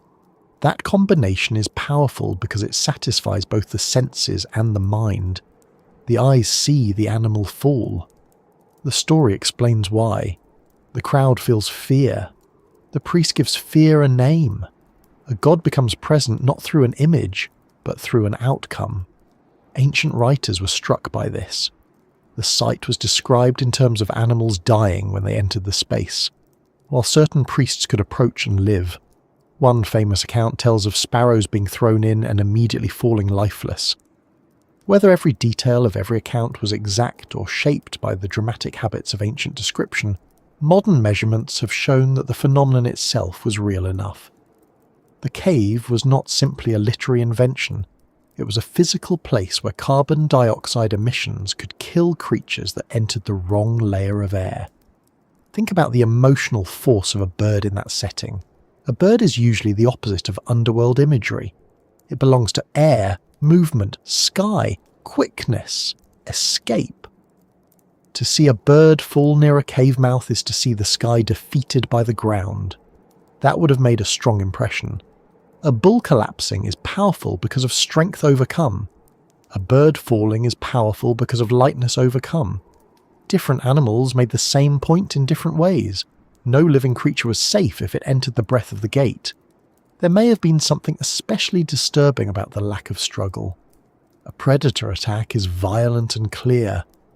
A sacrifice by knife is human and visible, but suffocation by gas is strangely silent from the outside. The victim's body simply loses its ability to continue. For ancient witnesses, this quietness may have seemed like divine certainty. Pluto did not need to rage. The underworld did not need to chase. The gate simply received. The priest's survival made the display even more dramatic. If everyone stayed far away, the cave would be feared but not mastered. If priests entered and returned, then a human figure had crossed partway into danger and come back with authority. That is a very old pattern in religious life. The specialist approaches what ordinary people cannot. The shaman enters trance. The oracle hears the god. The priest handles the sacred object. The healer knows the dangerous plant. The diver brings pearls from deep water. The one who returns from danger becomes a bridge. At Pluto's gate, that bridge was built from knowledge of a lethal environment. The priests likely understood through long experience that the danger was not evenly spread. They didn't need a gas detector to learn this. Trial, observation, tradition, and perhaps unfortunate mistakes could teach a great deal. Stand here, not there, do not bend low, do not remain too long. The morning is more dangerous. The low air kills first. Animals collapse faster than men. These practical lessons could become sacred rules. Over time, nobody may have separated them clearly. A rule for survival can become a rule of ritual, and a rule of ritual can become a sign of divine order. There is something almost eerie about how well the cave cooperated with the belief system around it. Pluto was lord of the dead and the wealth beneath the earth. The cave breathed from below. The gas killed near the ground. The priests appeared protected. Animals offered to the god died without human violence. The location near hot springs and seismic activity already felt connected to hidden forces. If one were designing a stage for an underworld cult, it would be difficult to improve on what geology had provided. The earth, by accident or process, had made a shrine. But the cave also reminds us how thin the line can be between wonder and danger. Many natural places that inspire sacred feeling are dangerous for exactly the same reason they inspire awe. Volcanoes are beautiful because they are active. Hot springs are inviting because heat rises from underground. But some can scald or poison. Caves are mysterious because they lead into darkness. But darkness hides bad air, unstable rock, and disorientation. White terraces are lovely because minerals are moving through water, but that same underground system can release gases. Humans are drawn to places where the earth shows its power, and then must learn the cost of standing close. The visitors at Hierapolis probably felt that cost in their bodies. Even from a safe distance, the story of the gate would change how the air felt. A faint smell, a mist, a heaviness near the ground, a warning from a guide, the sight of an animal being led forward. All of this would make breathing itself feel conscious. You might take a deeper breath and then wonder if you should have. You might step back without meaning to. The mind is very good at making invisible danger feel near once it has been named. That is not weakness, it is survival. The cave's lack of visible violence also made it ideal for the ancient idea of divine breath. Breath is intimate. It passes in and out of the body, invisible but essential. Many languages connect breath with spirit, life, soul, or wind. A place where a god's breath could kill made symbolic sense. The underworld did not strike from outside. It entered through the same act that keeps life going. That is a very deep kind of fear. It says the ordinary condition of being alive, breathing, can become the path of death. If the world around you changes, no wonder people were afraid to enter. Fear of entering was not only fear of dying, it was fear of crossing a boundary in the wrong direction. A cave already suggests descent. A cave with deadly vapour suggests forbidden descent. A cave dedicated to Pluto suggests that the forbidden is not random but ruled. Ancient people could imagine that beyond the visible opening lay a realm not meant for living bodies. The smallness of the entrance may have sharpened that feeling. A vast open landscape lets the eye roam. A narrow gate focuses the mind. It says, here, this is the place. This is where the world changes. There is also an important difference between seeing death far away and seeing it happen at a threshold.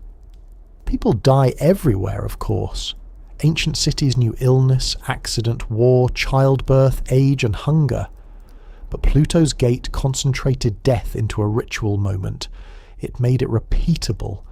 That repeatability gave it the feeling of law. Step here and life fails. Stand there and life continues. The gate turned mortality into geography. Death was not just someday. It was a few paces away.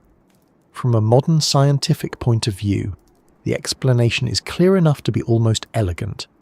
Carbon dioxide travels upward through a fissure. It enters a sheltered space. Because it is denser than the surrounding air, it remains low. Animals breathe it. Priests avoid the deepest layer. Heat and daylight change its concentration. The ritual uses the pattern. But from a human point of view, even now, the scene remains deeply strange. Invisible air pooled like water. A cave that kills more effectively at ground level. A god of the underworld whose supposed breath behaves exactly like a heavy gas from below. Science explains it, but it does not make it ordinary. In fact, Pluto's gate is a good reminder that mystery is not always destroyed by understanding. Sometimes understanding shows why the mystery was so convincing in the first place. The people of Hierapolis were responding to something real. They were not foolish for fearing the cave. They were not foolish for treating it as special. The land was special. The cave was deadly. The priests did know something others did not. The only difference is that we now place the explanation in geology and chemistry, while they placed it in the language of gods and the dead. There is a kind of compassion in seeing it this way. We do not have to laugh at the ancient crowd for believing Pluto was near. We can imagine standing there without modern instruments, watching a strong animal collapse in empty air, and feeling the certainty that something below had reached upward. We can imagine how the heart would respond before the intellect had any chance to argue. We can imagine how the story would travel from mouth to mouth, gaining force because at its centre was not pure invention, but witnessed danger. And perhaps that is why the cave still holds our attention after so many centuries. We live in a world filled with explanations, and yet we remain unsettled by invisible forces. Viruses, radiation, gases, pressure, electricity, gravity, time, all shape our lives without showing themselves directly. We know more than the ancient visitors did, but we are not so different in our dependence on unseen powers. We trust experts to tell us where danger lies. We obey signs that warn of toxic fumes, unstable cliffs, deep water, or high voltage. We too live by invisible boundaries. We simply write them in a different language. At Pluto's gate, the warning was written in ritual. The cave taught through death. The priest taught through survival. The crowd learned through awe. The stone enclosure kept people at the right distance. The myth gave the distance meaning. And behind all of it, the earth continued releasing its breath, indifferent to belief, indifferent to fear, doing what geology does slowly and without drama. So the cave that killed without teeth or claws was not a monster in the usual sense. It was more unsettling than that. It was a place where the natural world behaved like a myth. It was a small opening where air became a weapon, where height could mean survival, where animals died as proof, and where ancient people believed the Lord of the Dead was close enough to breathe on the living. The danger did not chase anyone through the streets of Hierapolis. It did not need to. It waited in the low place, in the hollow, in the stone mouth, ready for any creature that crossed into the wrong layer of invisible death. And around that quiet danger, human beings built ceremony. They did not leave the cave alone as a hazard to avoid. They turned it into a sacred stage. They brought offerings. They gathered witnesses. They let the underworld perform. The cave supplied the fear, but the priest gave that fear a script. And from that script grew one of the strangest religious spectacles of the ancient world. By the time a visitor reached the sacred area near Pluto's gate, the story had already done much of its work. The city, the tombs, the hot springs, the white terraces, the rumours of animals dying in empty air, all of it prepared the mind for what came next. But the gate did not become famous simply because it was dangerous. Many places are dangerous. A cliff is dangerous. A marsh can be dangerous. A badly maintained staircase is dangerous, though rarely granted its own underworld cult, which is probably for the best. Pluto's gate became powerful because people gathered around its danger and turned it into ritual. That is where the priests enter the story. They were the ones who approached the place ordinary people feared. They were the ones who seemed to understand its rules. They were the ones who could stand near the mouth of death and return to the crowd alive. To an ancient visitor, that must have been hard to ignore. It was one thing to hear that the cave killed animals. It was another to watch a priest walk into the dangerous zone, lead a victim toward the entrance, perform the rite, and step back as if he had briefly stood in the doorway of the underworld and been allowed to leave. The priests connected with the Plutonian were associated in ancient accounts with the cult of Cybele, the great mother goddess of Anatolia, whose worship had deep roots in the region. This matters because Hierapolis was not a blank Roman stage with Roman gods simply placed on top. It was a layered sacred landscape. Older Anatolian traditions, Greek names, Roman public religion, local customs, and later Christian meanings all overlapped across time. Pluto's gate belonged to Pluto in the classical language of the site, but it also stood in a region where older earth powers, mother goddesses, mountains, springs, caves, and fertility cults had long shaped religious imagination. The priests of Cybele, often called the Galli, were unusual figures in the ancient religious world. They were not ordinary civic priests who simply performed a festival once a year and then returned to polite dinner conversation. They were marked by special status, ritual identity, and separation from normal social roles. Ancient writers often viewed them with fascination, discomfort, or a tone that tells us as much about the writer as about the priest themselves. But at a place like Pluto's gate, their unusual identity may have added to their authority. They were already people set apart. They belonged to a sacred world that did not follow everyday rules. So when they approached a deadly cave and survived, it reinforced the idea that they were different in more than clothing or title. They seemed protected, initiated, changed. To the crowd, that difference was essential. If an ordinary person had walked casually into the Plutonian and returned unharmed every time, the whole effect would have weakened. The power of the ritual depended on unequal access. Most people could watch, priests could approach, animals could enter and die. The god received the offering. The pattern was clear, visible, and easy to remember. Sacred power often works through such patterns. It tells people who may stand where, who may speak, who may touch, who must wait, who may look, and who must lower their eyes. Pluto's gate made those rules physical.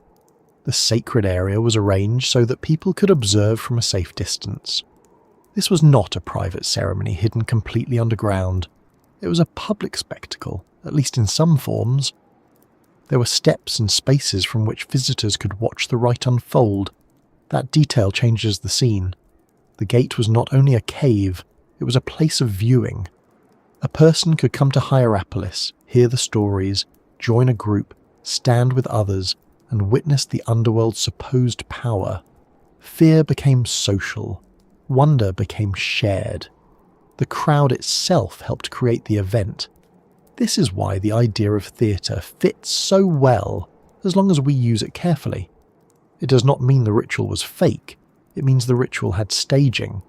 There was a setting, a sequence, a boundary, an audience, trained performers, and a result everyone was meant to see.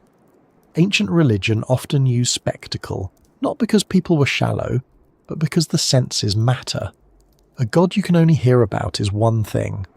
A god whose power seems to kill a bull in front of you is another. The body believes what the eyes witness. Imagine the slow build of the ceremony. The crowd has gathered. The stone precinct is before them.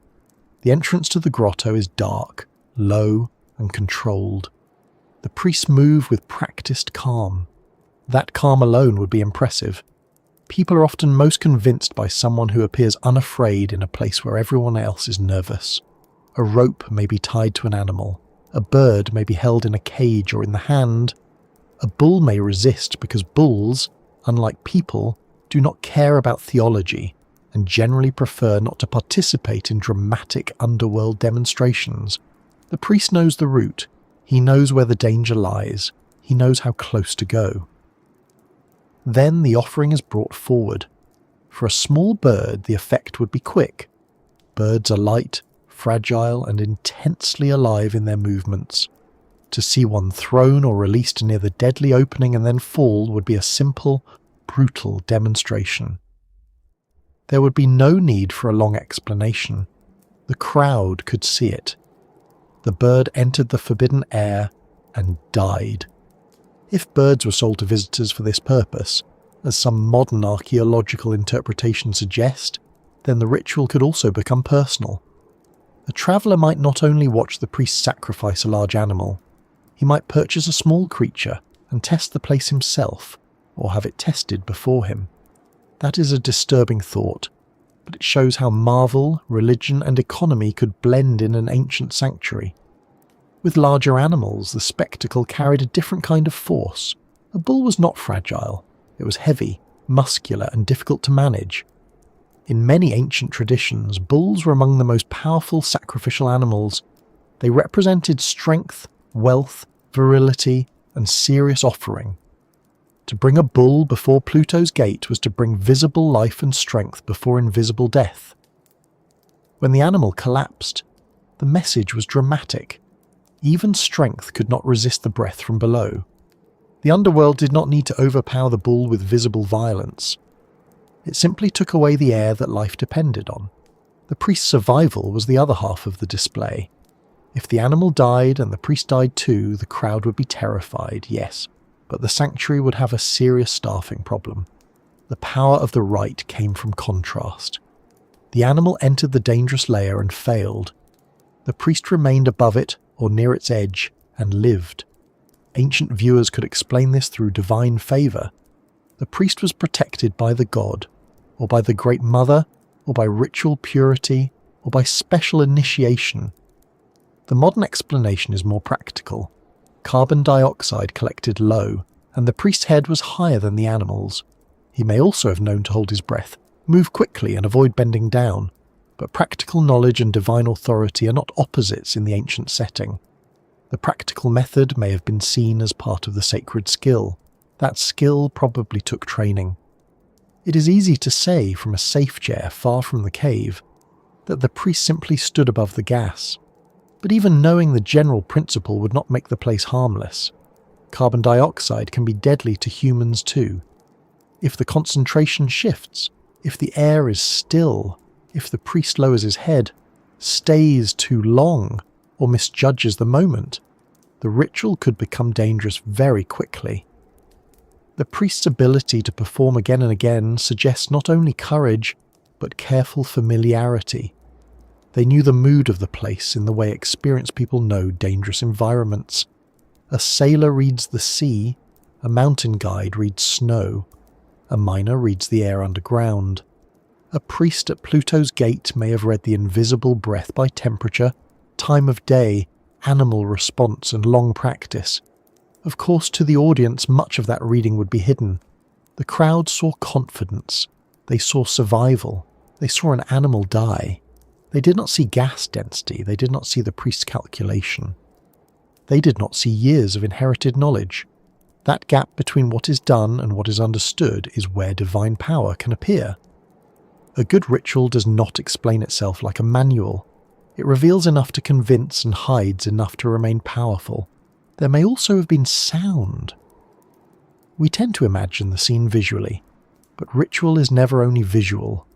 There may have been chants, invocations, the murmuring of the crowd, the animals breathing, the scrape of hooves, the rustle of robes, the low instructions of attendants. In a stone precinct, small sounds carry. The silence before the animal approached may have been as important as any spoken words. People know when a serious moment is near. They stop shifting. They lean forward.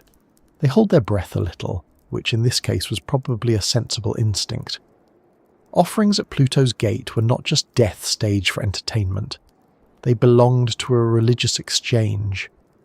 In the ancient mind, sacrifice could feed, honour, appease, ask, thank or communicate with divine powers.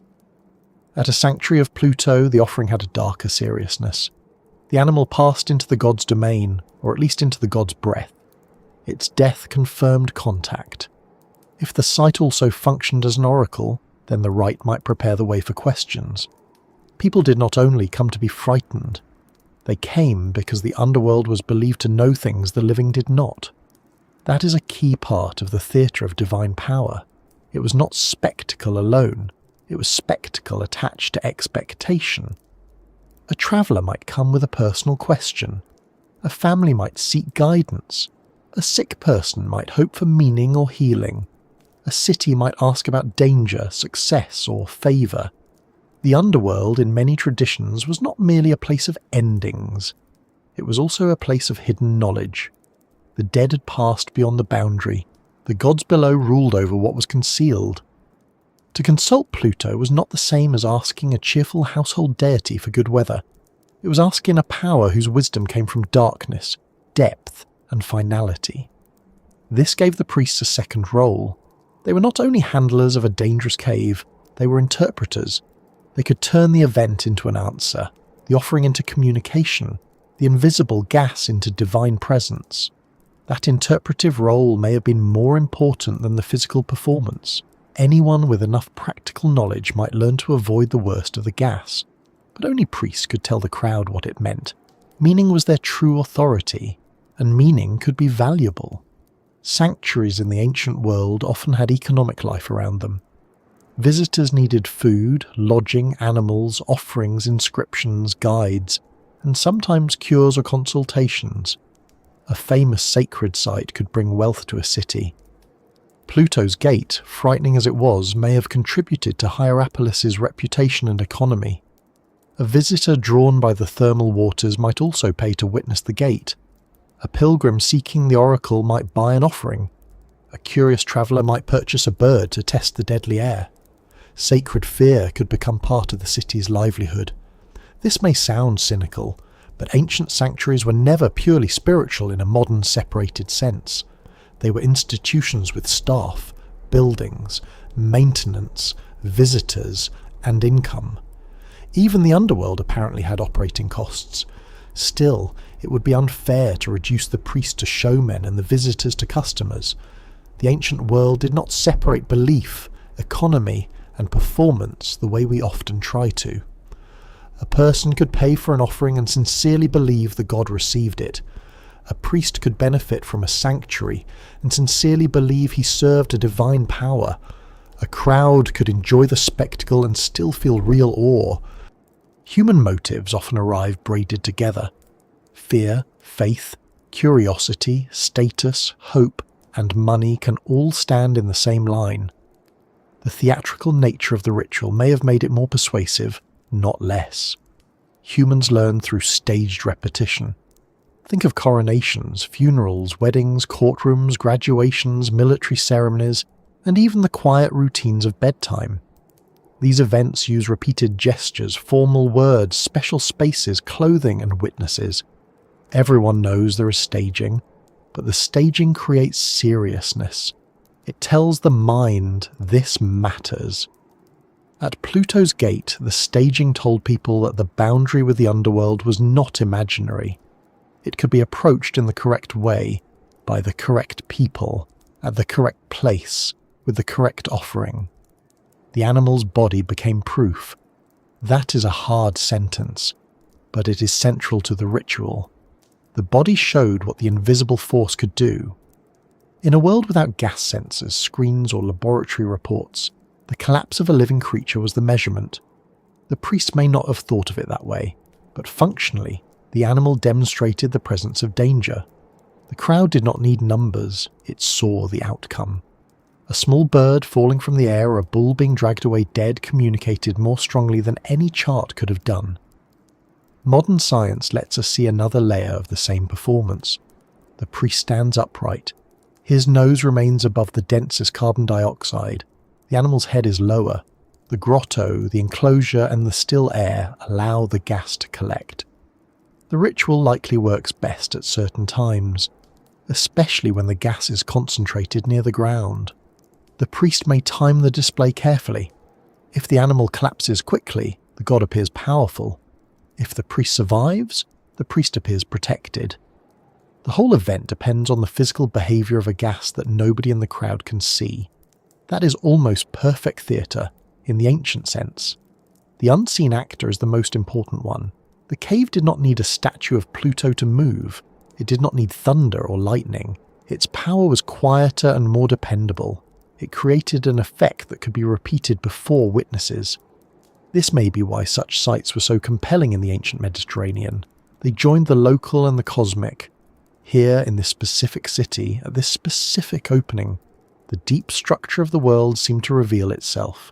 The underworld was not only a myth told by poets, it had a vent, a smell, a temperature, a schedule, and a priestly staff.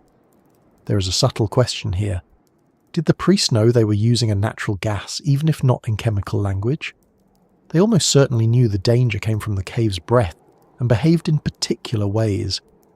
But knowing that is not the same as rejecting divine explanation. In ancient thought, nature and divinity were not separate boxes. A spring could be both water and sacred. Thunder could be both weather and the sign of a god. A deadly gas could be both a vapour and the breath of Pluto. Our modern habit is to say, if it is natural, it is not divine. Ancient people often thought the opposite. The natural phenomenon was the method by which the divine appeared. That difference is important.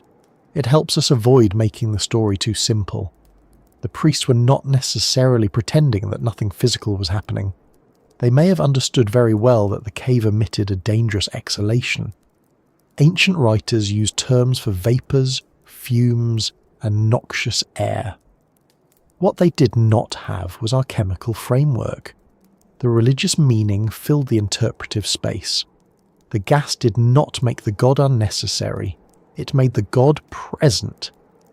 The audience's fear would have been sharpened by the knowledge that access was controlled. Nothing makes a place feel more powerful than being told you may look but not enter. The boundary becomes part of the message. A fence, a rail, a wall, a step, a warning from a priest. All of these tell the body to stop before the mind has finished asking why. At Pluto's gate, the boundary was not decorative. It was survival.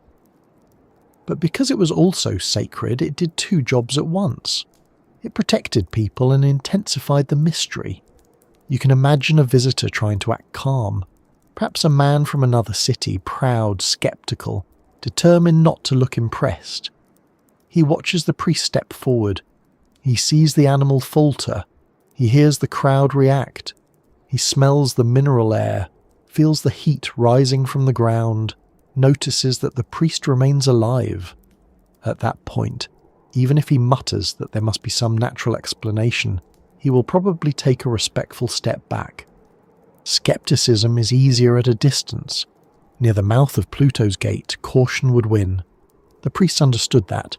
Whether through belief, training, or both, they managed the emotion of the place. They did not need to explain every detail. They needed to maintain the sequence, bring the offering, approach the gate, let the invisible force act, return alive, interpret the result. The crowd would carry the story away, and the story would bring others. That is how reputation grows. Not from one event, but from repetition. 100 witnesses become 1,000 retellings. A cave becomes a marvel. A ritual becomes proof. The theatre of divine power also depended on the dignity of the setting. If the same gas had seeped from a random hole beside a muddy path, people might avoid it, curse it, or mark it with stones. But in Hierapolis, the deadly place was framed by sacred architecture and connected to recognized gods. The priests gave it order, the city gave it status. The white terraces nearby gave it visual wonder. The necropolis gave it emotional depth. All these elements supported the performance. The cave was the engine, but the city was the stage. Over time, as beliefs changed, the performance lost its audience. The old cults weakened. Christian authorities and communities viewed such places differently, often as dangerous, demonic, or false. The entrance may have been blocked, damaged, or forgotten through a mixture of religious change, earthquake, neglect, and burial. But while the ritual ended, the structure of the story remained. People remembered that there had been a place in Hierapolis where priests led animals to a gate of death and returned alive. That memory survived because it sounds like legend, but it was rooted in a real physical phenomenon. And this is where Pluto's gate becomes more than a strange footnote. It shows how ancient religion could be built around careful observation of the environment. The priests did not create the gas, they learned the place. They shaped its danger into a rite. They turned invisible chemistry into visible authority. They made the underworld perform for a crowd.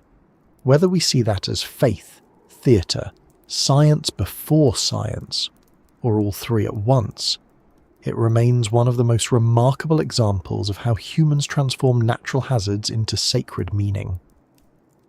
The offerings, then, were not random acts of cruelty or spectacle alone.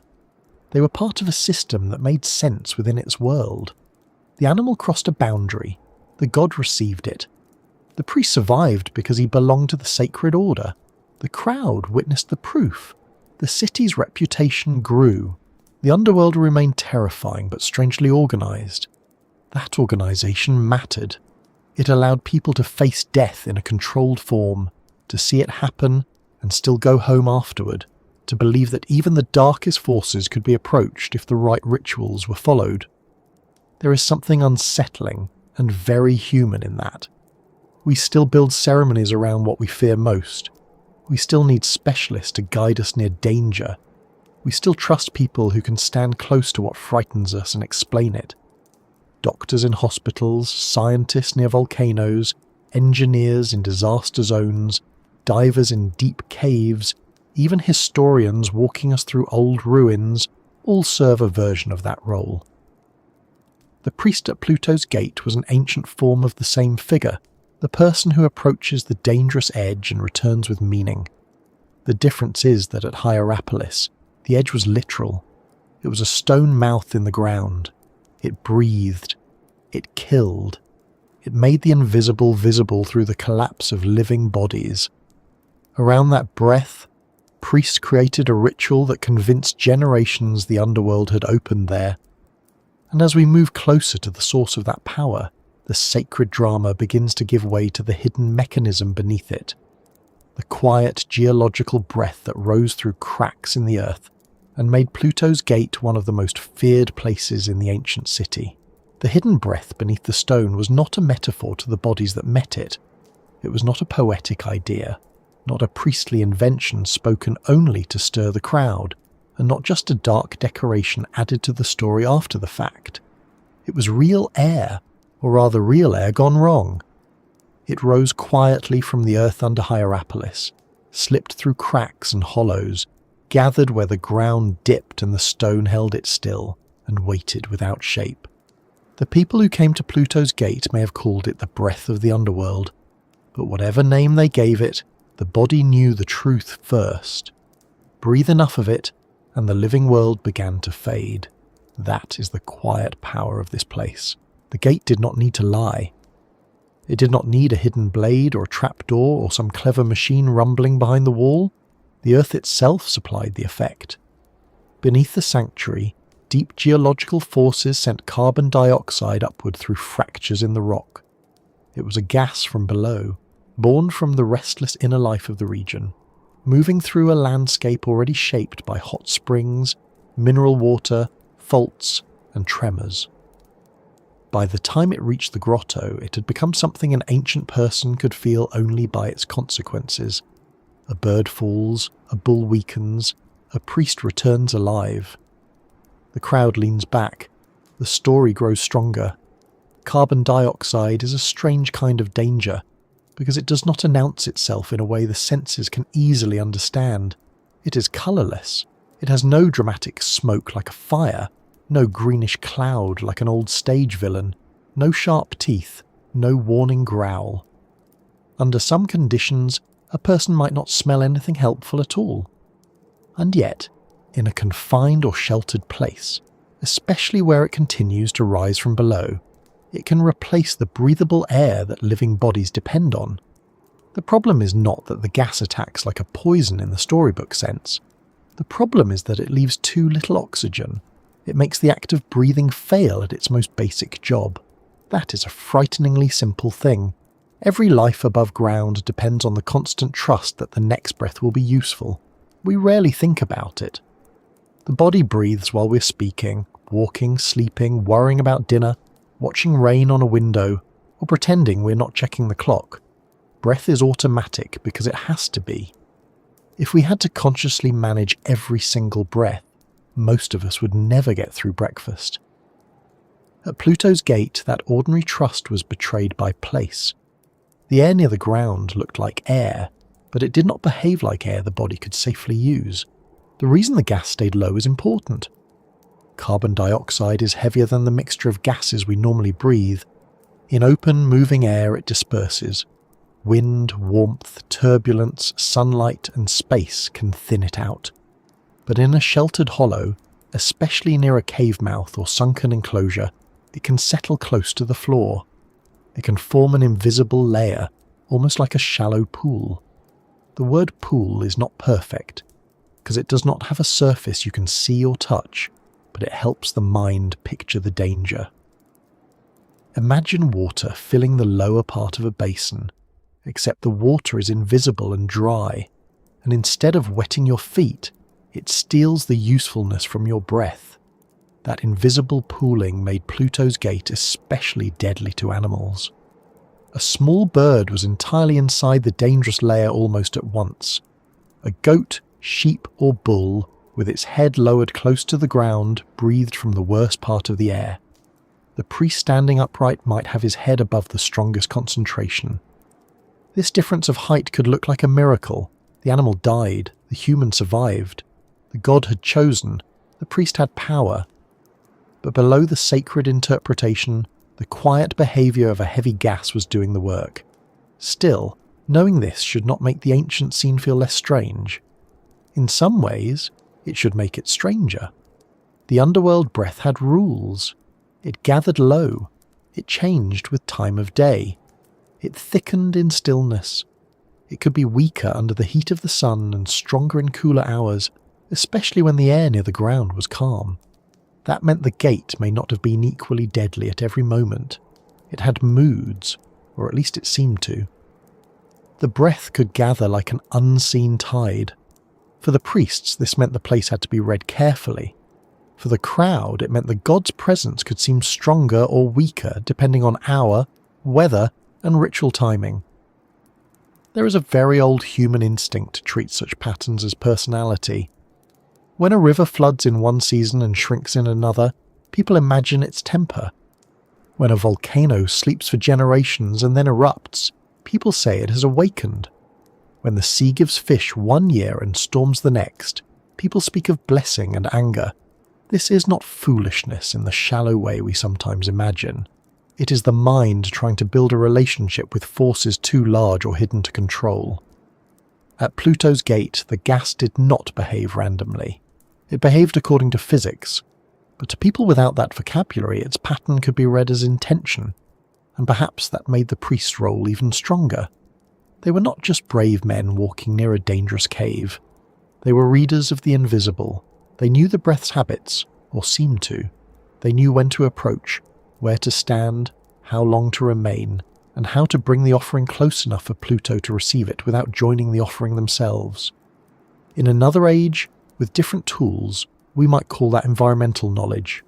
In their age, it could be sacred expertise. The difference is real, but the skill underneath may not be so different. A person who knows how to survive in a deadly place gains authority in any culture. The hidden breath also helps explain why the Plutonian was placed and built as it was.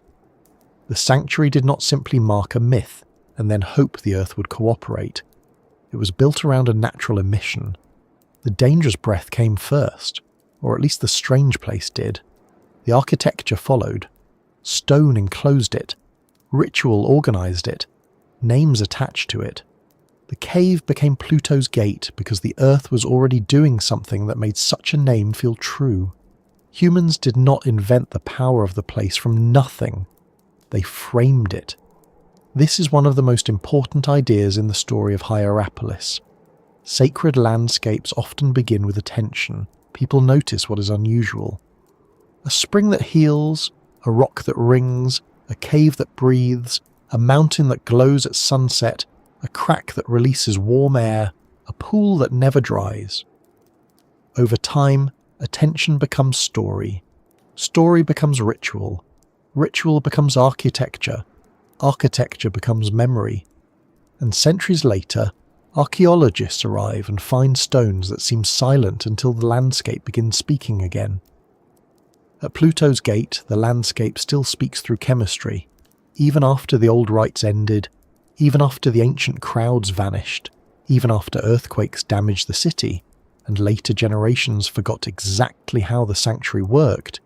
The gas did not need belief to continue. It rose because the earth beneath Hierapolis remained geologically active.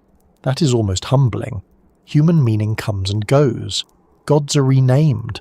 Temples are abandoned. Empires rise, argue, tax people, build roads, collapse, and become exam questions. But the underground breath continues according to pressures, cracks, water, stone, and deep sources older than any city. The region around Hierapolis sits within a landscape shaped by faults.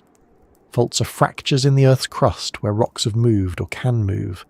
They can guide water and gas upward, creating hot springs, mineral deposits, and sometimes dangerous emissions. To modern geology, this is a system. To ancient people, it was a sign that the lower world was unusually close. Both views begin with the same observation. Something is coming up from beneath. The hot waters of Pamukkale and the deadly gas of Pluto's gate are part of that broader underground conversation. One rises and leaves white terraces, drawing people with beauty and healing. The other rises and collects in a hidden pocket, warning people away with death. They seem opposite, but they are siblings of the same restless earth.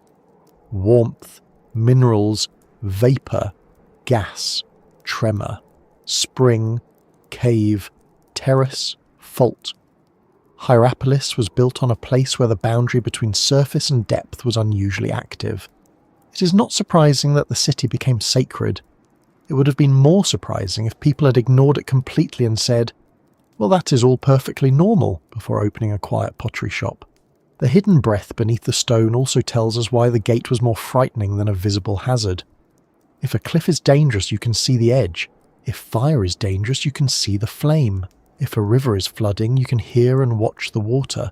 But gas turns danger into uncertainty. Where exactly is it? How high does it reach? Is it stronger today? Is this step safe? What if the air changes while you're standing there? Invisible danger makes the imagination work harder, and the harder the imagination works, the more power the place gains. Ancient visitors may have noticed hints, though. The cave might have carried warmth. The air near it might have seemed heavy or strange. There may have been mineral smells from the broader hydrothermal setting, though carbon dioxide itself is not conveniently theatrical enough to smell like doom. Sometimes vapours may have been visible as mist, especially where warm, humid air met cooler conditions. Birds might avoid the area, or die if they came too low. Insects and small animals could vanish near the wrong spots. The clues would not have formed a modern explanation, but they would have created a sensory atmosphere.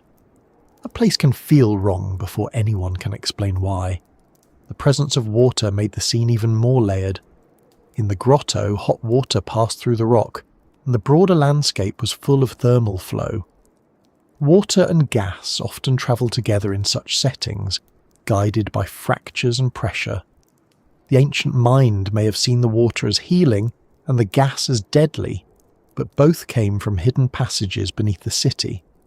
One could enter baths and soothe pain. The other could enter lungs and end life. The same underworld gave and took. That giving and taking may have deepened the religious meaning.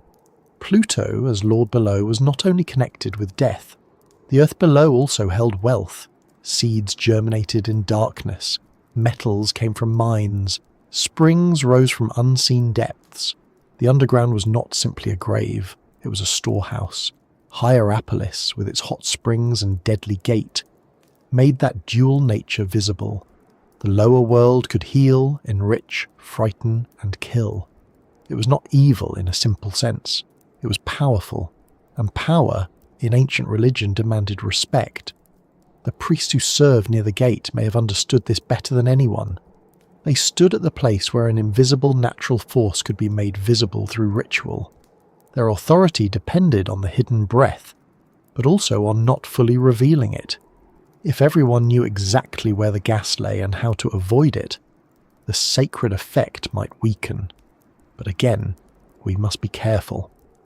This does not mean the priests were modern stage magicians hiding a trick. In their worldview, knowing the habits of the sacred breath may have been part of serving the deity. The secret was not necessarily fraud. It was sacred knowledge. Sacred knowledge often works through restriction. Not everyone gets to know the words, enter the chamber, touch the object, see the image, or understand the timing. Mystery gives structure to authority. At Pluto's gate, the invisible gas created a natural mystery that priests could manage. They did not create the danger, but they could control access to it. They could say when the god should be approached. They could decide which offerings were suitable. They could interpret survival as proof of divine favour. The hidden breath became the foundation of a human institution. That institution probably affected how people remembered the event. A visitor who watched an animal die might not describe it later in chemical terms, of course. He might say that the god's breath rose from the cave. He might say the priests entered unharmed because they were holy. He might say the underworld accepted the offering. Each retelling strengthened the sacred frame. The gas itself did not tell a story. People did. But the gas gave the story its bite. There is an odd kind of fairness in that. Many myths lose power when tested against the world. Pluto's gate gained power because the world kept confirming it. The priests could promise danger, and danger appeared. They could say the breath was deadly, and animals died. They could point to the cave and call it a boundary, and the body's own response made the boundary real. It is difficult to argue against a place that demonstrates its threat with such grim consistency. From a modern viewpoint, the Plutonian becomes almost a natural laboratory for understanding how sacred belief can form. Around real environmental phenomena, we can map the gas concentrations. We can measure height differences. We can study how carbon dioxide flows, pools, and disperses.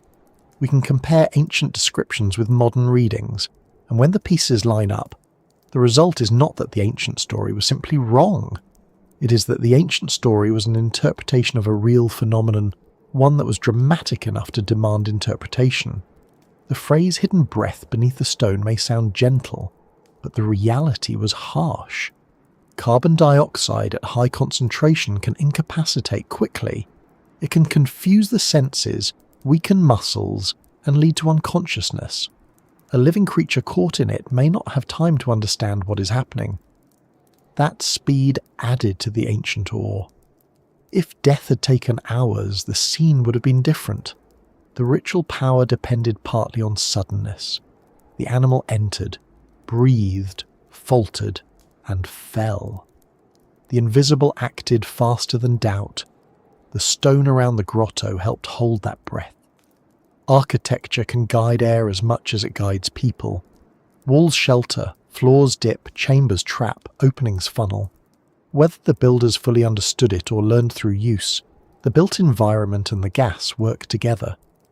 The sacred enclosure did not merely decorate the natural vent, it helped create the conditions under which the ritual could function safely for observers and dangerously for offerings. This is another place where human design and natural process meet. Over time, the breath beneath the stone may have shifted. Gas emissions can vary. Earthquakes can alter cracks. Water flow can change. Collapses can block or open passages. The Plutonian was not a frozen machine. It was part of a living geological system. This may be one reason ancient sacred places were often treated with caution and repeated ritual. They were not entirely predictable. A god who always behaved like a clock might be useful, but perhaps not very divine. A place that changed, breathed stronger or weaker, killed quickly or quietly, felt more alive. And maybe that is part of what people sensed at Hierapolis. The city was built on something alive in the old broad meaning of the word. Not alive like an animal, but active, moving, producing heat, water, gas and tremors. The ground had a pulse. The white terraces grew slowly. The springs flowed. The cave breathed. The dead rested nearby. The sick came and went. Everything about the place seemed to say that the surface of the world was only the top page of a much thicker book. For sleep, perhaps that sounds a little intense, but there is calm in understanding the old fear. The ancient people stood before something they could not see, and they made a story around it. We stand centuries later with instruments, measurements, and geological terms, and we make another story. Both stories are ways of turning invisible force into something the mind can hold. One says Pluto breathed from below. The other says geogenic carbon dioxide rose through faults and pooled in low spaces. The second is more accurate in the modern scientific sense. The first tells us how the experience felt, and both lead us back to the same small, dark opening in Hierapolis, a place where breath mattered, a place where height mattered, a place where stone held invisible death close to the ground, a place where the Earth's underground chemistry was mistaken, understandably, for divine power. The hidden breath beneath the stone was the secret engine of Pluto's gate, but it was not hidden from everyone in the same way. The priests knew its habits, the animals felt its danger, the crowd saw its effects. The city built meaning around it. Now, as we let that breath settle in the mind, the story begins to widen again, because the gas did not appear from nowhere. It belonged to a larger landscape of hot springs, faults, mineral waters, earthquakes, and restless ground. To understand why Hierapolis became a sacred city of healing and fear, we have to look beneath not just the gate, but the whole region, where geology shaped belief long before anyone carved Pluto's name into stone. To understand why Pluto's gate frightened people so deeply, we have to stop looking at the gate as a single dark opening and begin looking at the ground beneath the entire city. Hierapolis was not built on ordinary quiet earth. It stood on land that warmed, cracked, steamed, whitened, shifted, and breathed.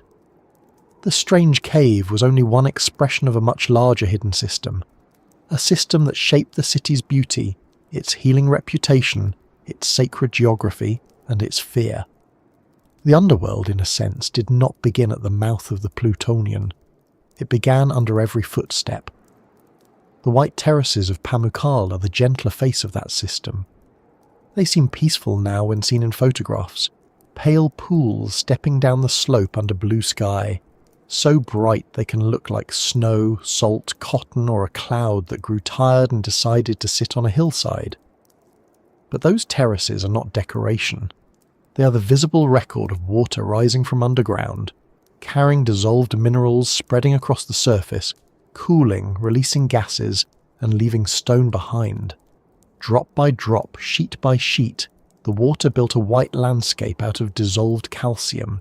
It is slow work, the kind of work the earth does when nobody's impatient enough to interrupt it. To ancient eyes, those terraces must have seemed almost unreal. A white mountain formed by warm water is not something people simply ignore. It announces that the ground is different here. It tells anyone approaching that the earth below is active and generous. The water came up already warmed, as if it had passed through some deep inner chamber before returning to the light. It carried minerals that hardened into brilliant stone. It pooled in terraces where people could bathe, rest, and imagine healing. This was not just a useful spring, it was a sign, and signs mattered. In the ancient world, natural oddities were rarely left as plain physical facts. A hot spring was not only a hot spring, it might be a gift from a god, a place of purification, a cure, a doorway to hidden forces, or evidence that the earth had a living interior. A cave was not only a hole, a crack in the ground was not only damage, a vapour was not only bad air. People read landscapes because landscapes seemed to speak. Hierapolis spoke loudly. The city sat in a region shaped by active faulting. A fault is a break in the Earth's crust, a place where rock has moved, may move again, or allows fluids and gases to find a path upward. It is not a neat line like a crack drawn on pottery. It can be a zone of weakness, a deep structural wound, a pathway. In places like Hierapolis, faults can guide hot water toward the surface. They can also guide gases upward from deeper sources. This is why the same city could have healing baths and a deadly gate. Both came from the underground world finding its way out. That fact is simple in words, but powerful in meaning. The spring and the gate were not opposites. They were relatives. One gave warmth, one took breath, one drew the sick and tired toward comfort. One kept the living back with fear. But both were born from the same restless geology. The same fractured earth that allowed mineral water to rise also allowed carbon dioxide to escape. The same hidden network that built terraces also fed the dangerous air of the Plutonian. Hierapolis was sacred because the ground would not stay silent. The fear created by this geology was not foolish fear. It was practical fear shaped into religion. Anyone who has stood near an active landscape knows this feeling, even today. A volcano can be beautiful from a distance, especially at sunset when it looks like a sleeping giant with excellent lighting. But everyone knows that beauty is not the same as safety. A hot spring can look inviting, but some are hot enough to scald. A cave can seem mysterious, but it can hold bad air. A cliff can offer a perfect view and a very poor second chance. The Earth often makes its most beautiful places out of processes that can harm us. Hierapolis offered that lesson again and again. The terraces glittered with mineral beauty. The waters promised relief. The baths gave the city fame. But the ground also shook. Earthquakes damaged the city across its long history. Buildings had to be repaired, rebuilt, and sometimes reimagined. People living there would have known that stone walls were not as permanent as they looked. A street could crack, a temple could fall, columns could tumble. The earth beneath the sacred city was never entirely obedient. That kind of instability changes how people think. If you live in a place where the ground sometimes moves, you do not experience the earth as a fixed stage. You experience it as an active participant. Most of us like to imagine the ground as the one thing we can trust. The sky changes, water moves, fire consumes, wind wanders, but the ground is supposed to stay put. When it does not, something deep in the mind is disturbed. Earthquakes turn the world's foundation into a living thing. They make stone seem temporary. They remind people that the underworld is not a distant idea, it is directly below. In a place like Hierapolis, tremors would have reinforced older beliefs about hidden forces beneath the surface. A deadly cave was frightening enough, but a deadly cave in an earthquake city was even more convincing. The land did not merely contain a dangerous pocket of air. It belonged to a whole region where the lower world made itself known through heat, water, vapour, mineral crust, and sudden shaking. If ancient visitors believed the underworld was close there, it was because the place kept behaving as if something below had influence over life above. The hot springs also created a softer kind of awe. Warm water rising from the ground feels almost alive. It carries the temperature of hidden depths into the open air. In a cold morning, steam lifts from the pools and drifts across the stone. The body relaxes in the heat. Pain may ease. Skin feels changed. Whether the water truly cured every condition people hoped it would cure is another matter, but the sensation of healing would have been powerful. For someone arriving sick or exhausted, the springs might feel like mercy. And when mercy comes from the ground becomes sacred. This is where Hierapolis becomes so interesting. It was not a city of fear alone. It was a city of comfort and dread together. People did not come only to tremble at Pluto's gate. They came to bathe, to recover, to participate in civic life, to bury their dead, to visit temples, to watch performances, to walk among a landscape unlike any other. The Plutonian was frightening, partly because it stood within a place otherwise connected with healing. The same city could say, "Come and be restored," and also, "Do not cross this line." That contrast made the sacred landscape richer. The geology of fear is not just about danger, it is about unpredictability. A lion is dangerous, but at least it is clearly a lion. You can point to it and make the very wise decision not to hug it. Geological danger often arrives through subtle signs, or no signs at all. Gas gathers invisibly. Faults hide below streets. Hot water looks pleasant until it burns. A white terrace seems solid but may be slick, delicate, or shaped by constant flow. Earthquakes arrive without asking if anyone has finished lunch. Such dangers make people attentive. They make places feel alive with hidden rules. Ancient people were expert observers of hidden rules, even when their explanations were mythic. They knew that some springs were hot, others cold. Some waters left deposits, others did not. Some caves were safe, others deadly. Some days the air near a place behaved differently. They watched animals, weather, smells, steam, sounds, and the behaviour of water. From these observations they built practical knowledge. Then religion gave that knowledge a place in the larger order of the world. A spring with healing power might belong to a god. A deadly vapour might be the breath of the underworld. A fault line might not be called a fault line, but it could still be treated as a sacred scar. That phrase, sacred scar, suits Hierapolis rather well. The ground had wounds through which water and gas emerged. Modern geology sees fractures and flow paths. Ancient religion saw openings between realms. Both are responses to the same physical reality. The difference is not that one group saw and the other imagined. The difference is in how each explained what was seen. The ancients saw the terraces. They felt the heat. They watched animals die at the gate. They experienced earthquakes. They did not invent the strange behaviour of the place. They translated it. The translation was shaped by the gods they knew. Apollo, Pluto, Cybele, and other sacred figures gave names and relationships to natural forces. The white terraces, the warm pools, the temple precincts, the necropolis, and the deadly grotto were woven into a religious map.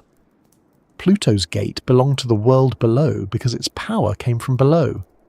That connection was not arbitrary. If a gas rises from the earth and kills living creatures near a cave mouth, the underworld is the most natural mythic explanation available. In a world of gods, this was not an unreasonable conclusion. It was a conclusion made from observation, fear, and inherited belief.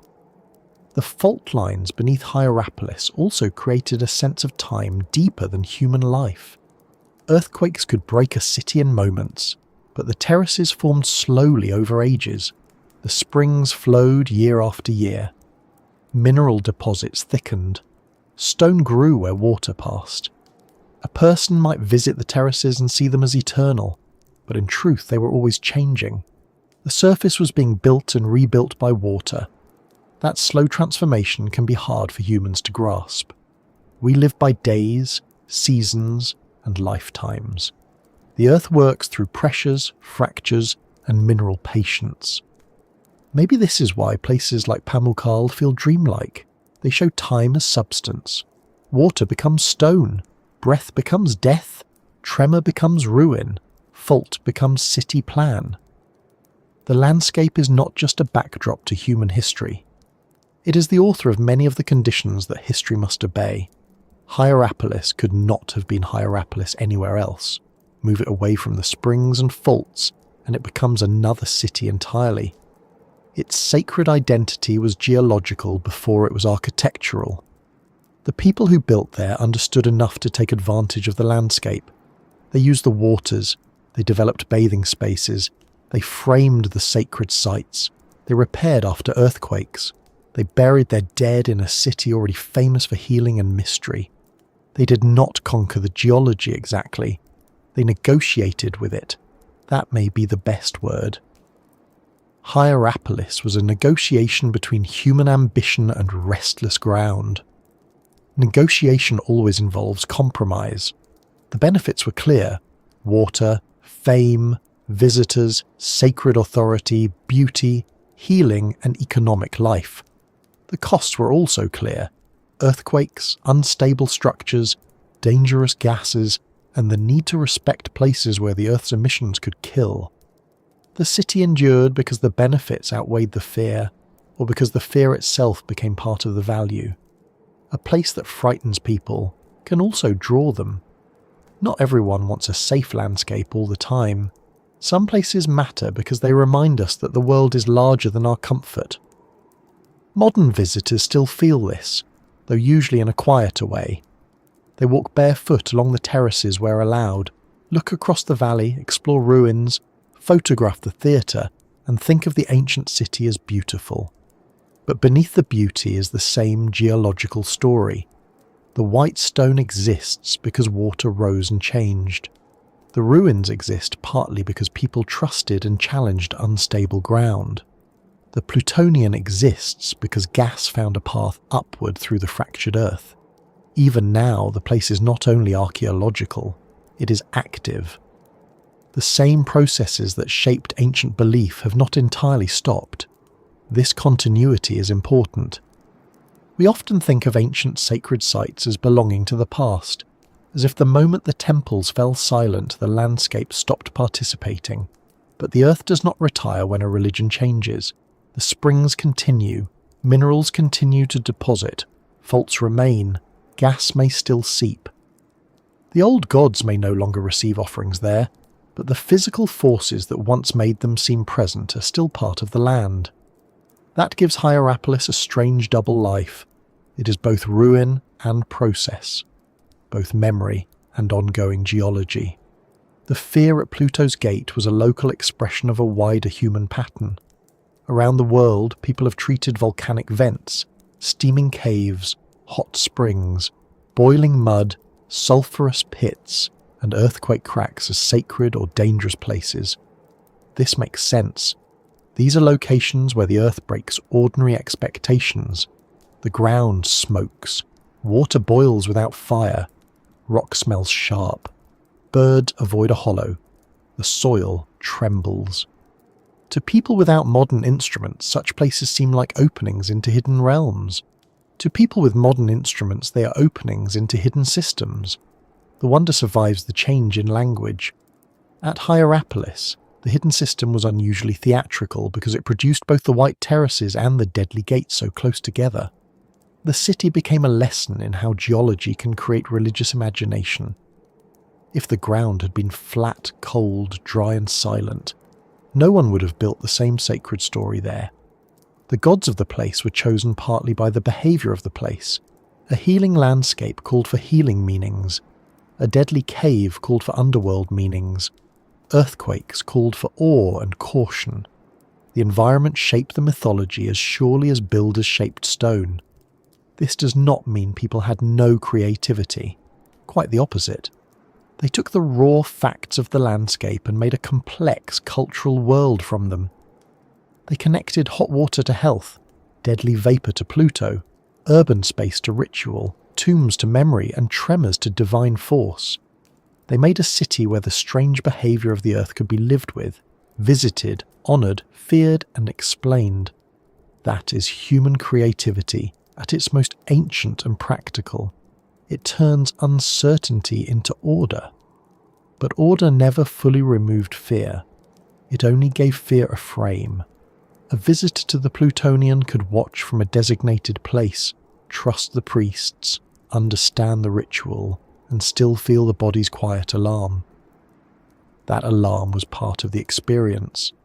The geology of fear worked, because the danger was real.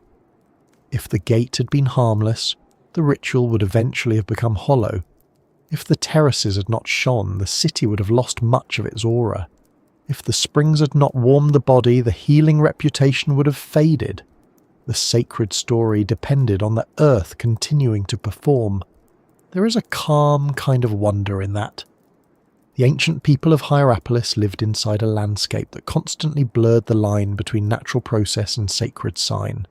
They did not have our vocabulary, but they had their senses. They knew warmth from below. They knew mineral water. They knew shaking ground. They knew invisible death near the cave. They knew tombs and healing baths stood in the same city. They knew the world was not simple, and perhaps that is the real geology of fear. It is not only the study of dangerous ground, it is the recognition that fear often begins where ordinary categories fail. Water that builds stone, air that kills, ground that moves, springs that heal, a city of the living surrounded by the dead, a gate that no one should enter, yet everyone wants to see. Hierapolis gathered all of these contradictions into one place, and the result was a city where the underworld seemed not like a distant myth, but like a nearby pressure beneath the stones. From here, the question becomes easier to understand. Why did people believe the underworld was opening? Because in Hierapolis, the earth behaved as if something hidden was trying to speak. It sent up warm waters and deadly breath. It shook the city and whitened the cliffs. It gave healing and demanded caution. The people did what humans have always done when the land feels alive beneath them. They listened, named the force, built around it, and approached with offerings, fear, and wonder. People believed the underworld was opening at Hierapolis because the place did something belief could hold on to. It did not merely look mysterious, it behaved mysteriously. It gave people a repeated visible encounter with an invisible force. In the ancient world, where gods were not distant ideas but active powers woven through springs, storms, dreams, harvests, illness, birth, and death, Pluto's gate was not just a strange cave with bad air. It was a place where the hidden world seemed to prove itself. That is worth sitting with for a moment, because it helps us understand the ancient mind more fairly. It is easy, from a modern chair under modern lights, with a phone nearby and centuries of chemistry at our fingertips, to say that people believed because they did not know better. But that is too thin. The people who feared Pluto's gate were responding to a real phenomenon. They saw animals die where no weapon touched them.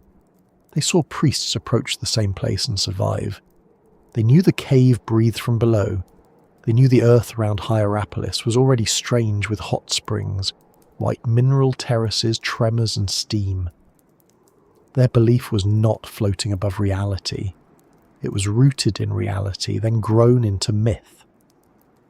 For an ancient visitor, the underworld was not a cartoonish place of flames and pitchforks.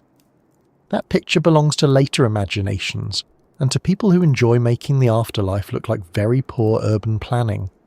In the Greek and Roman world, the realm below was serious, shadowed, and unavoidable. It was where the dead went. It was ruled by powers who were not usually approached casually. Hades, or Pluto, was not simply evil. He was the lord of what lay beneath, the keeper of the dead, the ruler of hidden wealth, roots, metals, seeds, and the unseen continuation of existence. The underworld was frightening because it was final, but it was also part of the order of things. So when a cave in Hierapolis released invisible breath that could kill living creatures, people did not need to invent a new category for it. Their world already had one. This was the breath of the god below.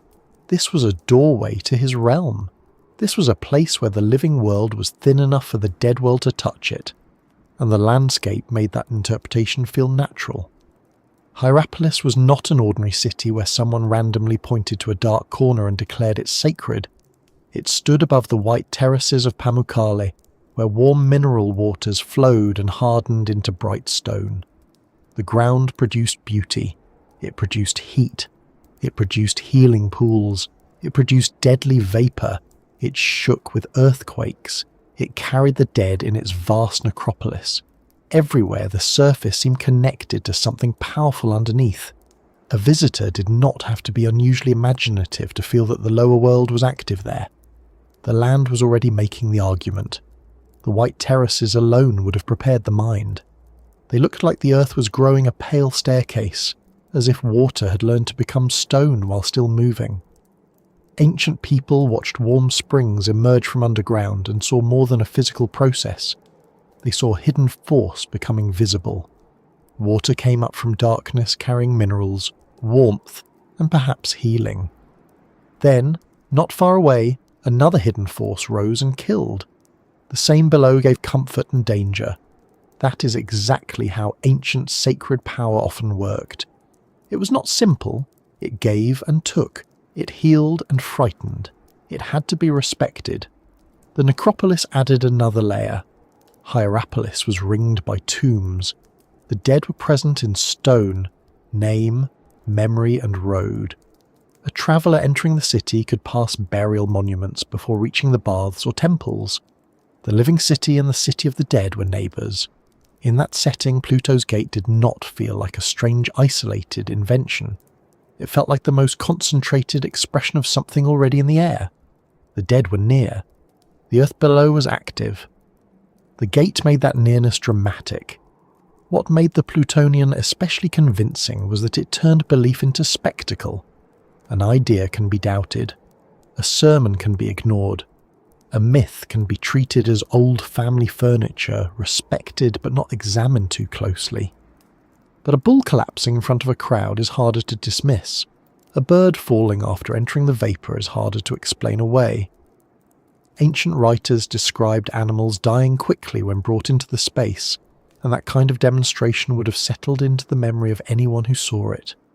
The crowd did not need to understand gas concentration. It needed only to see that life failed at the doorway. This is one reason people believed the underworld was opening.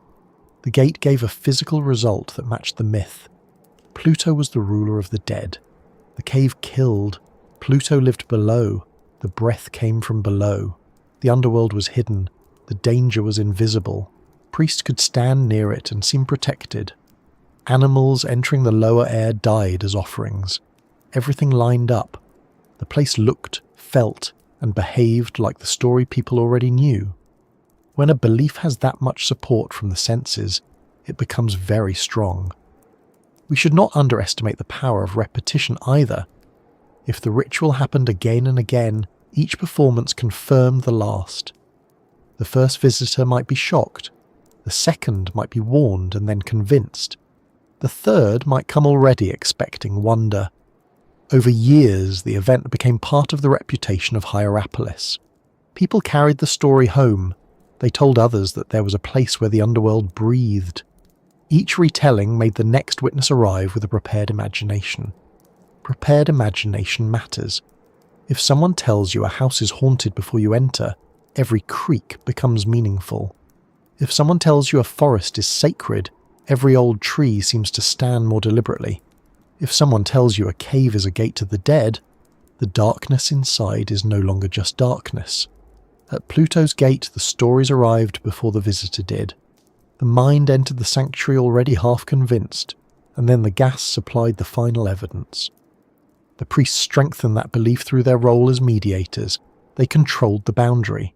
They knew where ordinary people could stand. They knew how to approach the dangerous air. They led offerings. They survived.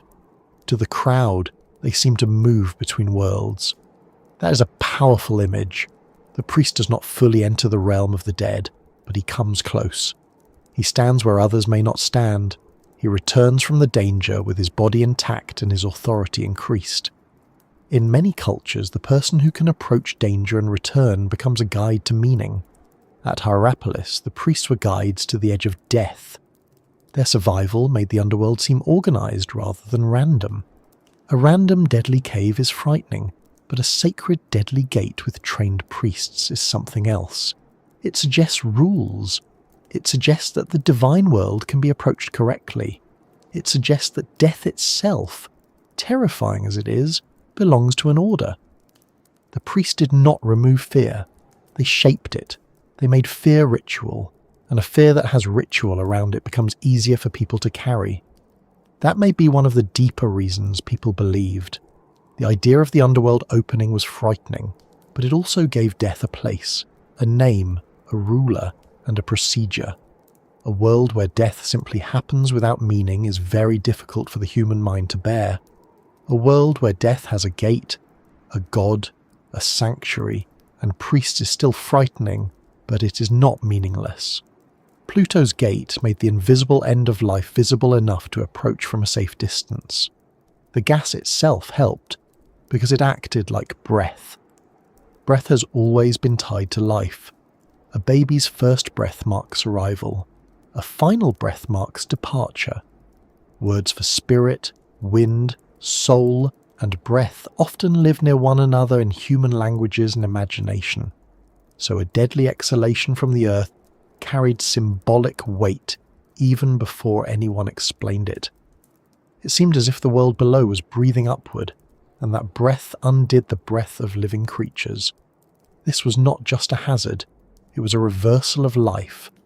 The cave also faced people with a kind of death that was clean of visible violence.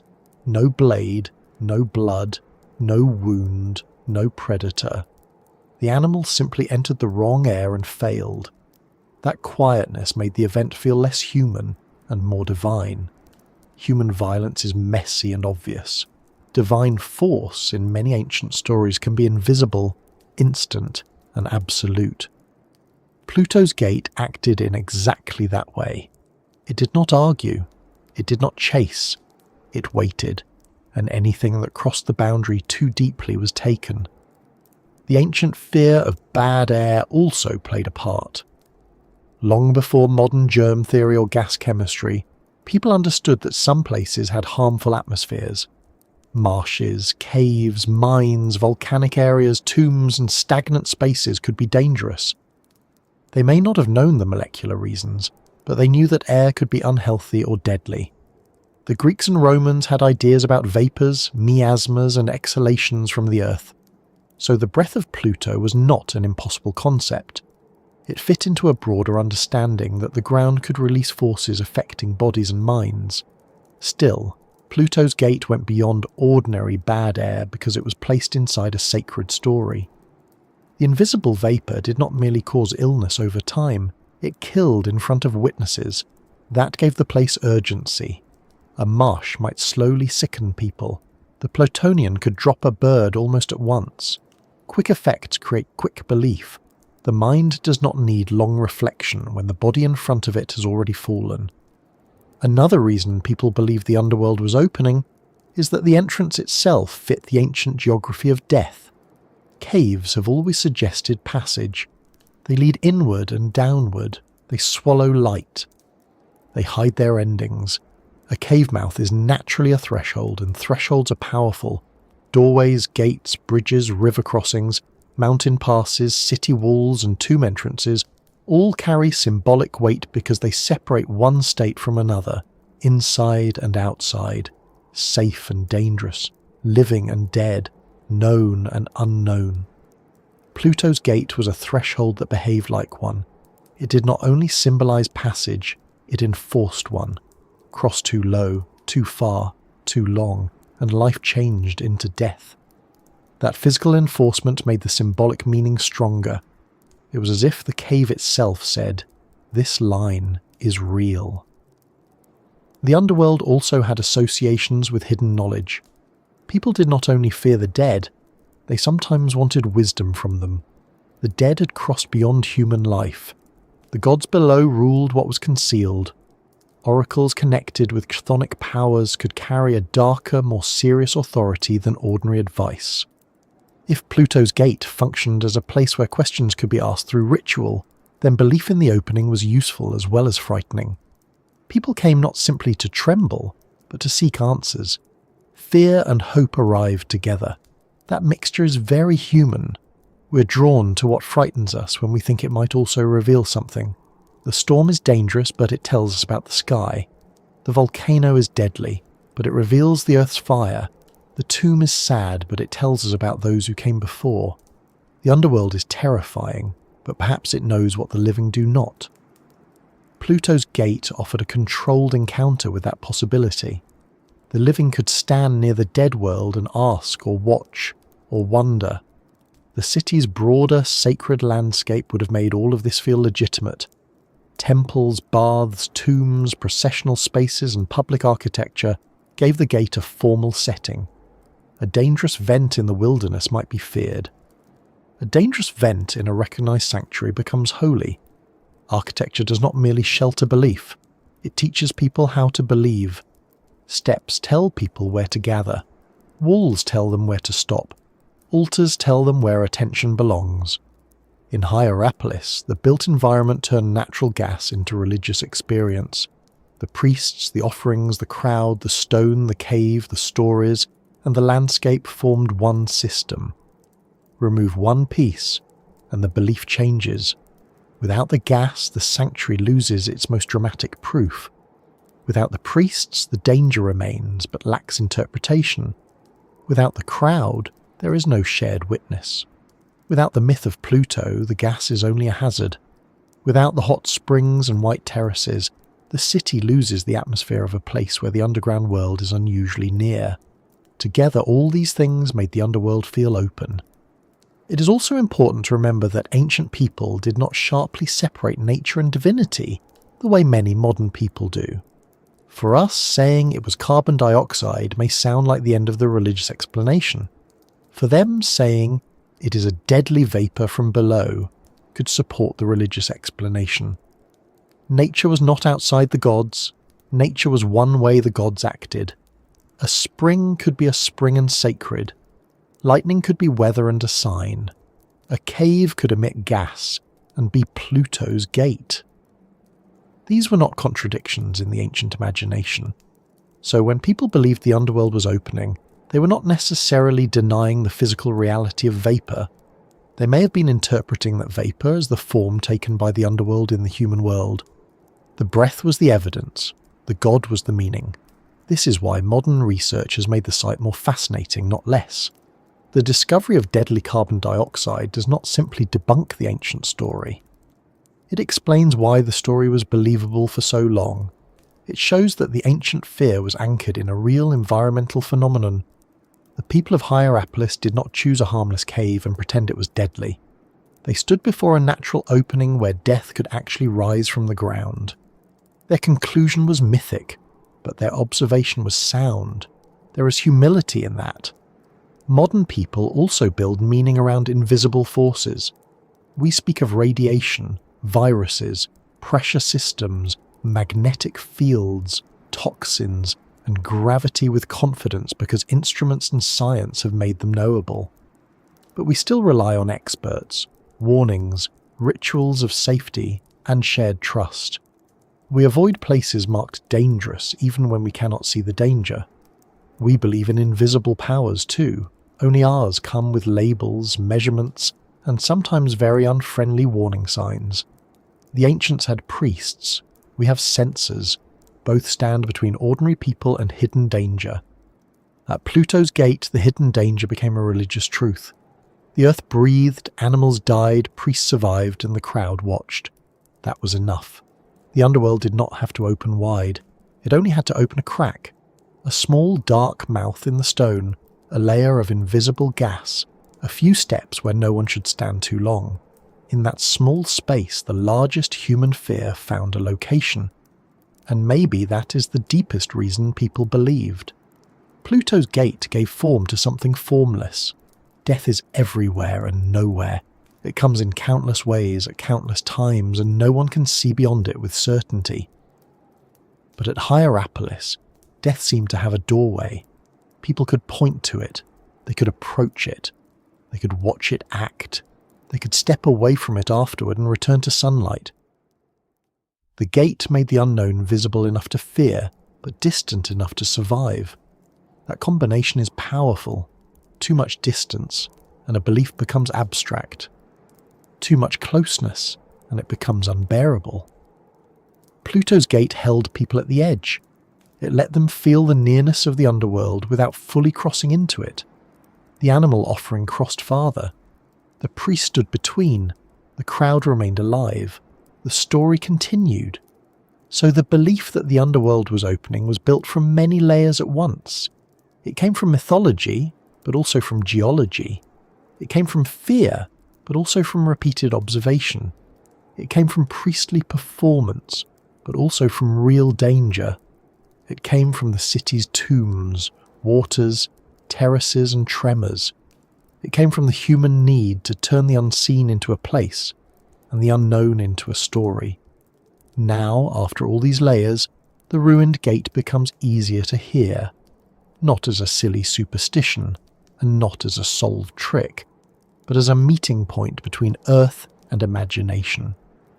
Hierapolis gave people a landscape where the ground seemed alive beneath them, and Pluto's gate gave that living ground a mouth.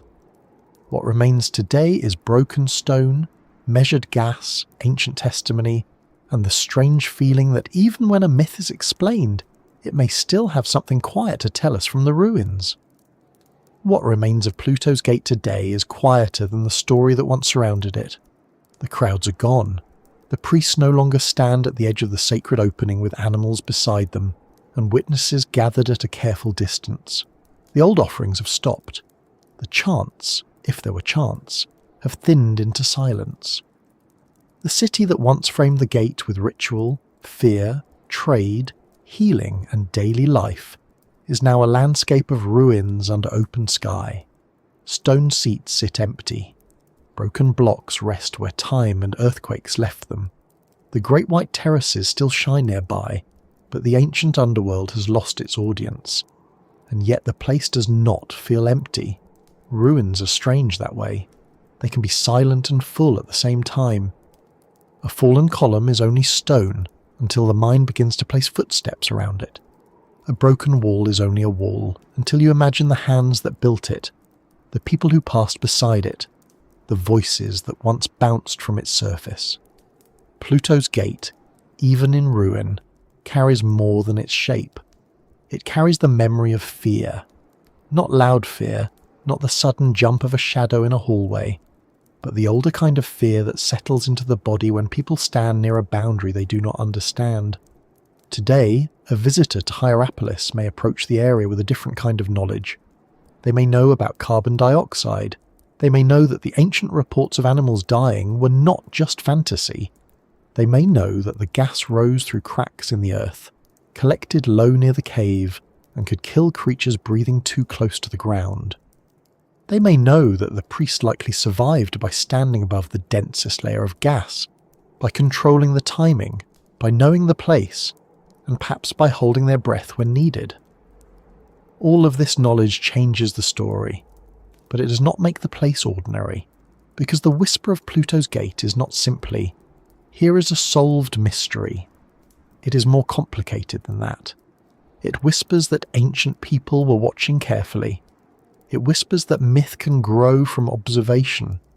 It whispers that fear is often a way of describing something real before we know how to measure it. It whispers that the earth has always been speaking, and human beings have always been trying to translate. For a long time, the gate belonged to the language of gods. Pluto, Lord of the Dead, ruled the hidden realm beneath. The cave breathed from below. Animals died without a visible wound. Priests returned alive. The crowd watched and believed. The explanation was religious because religion was the map people used to understand hidden forces. The underworld was not an abstract theory to them. It was part of the order of the world, and here, at Hierapolis, that order seemed to have a doorway. Modern science gives us another map. It tells us about geology, fault lines, gas density, thermal springs, mineral-rich water, and carbon dioxide.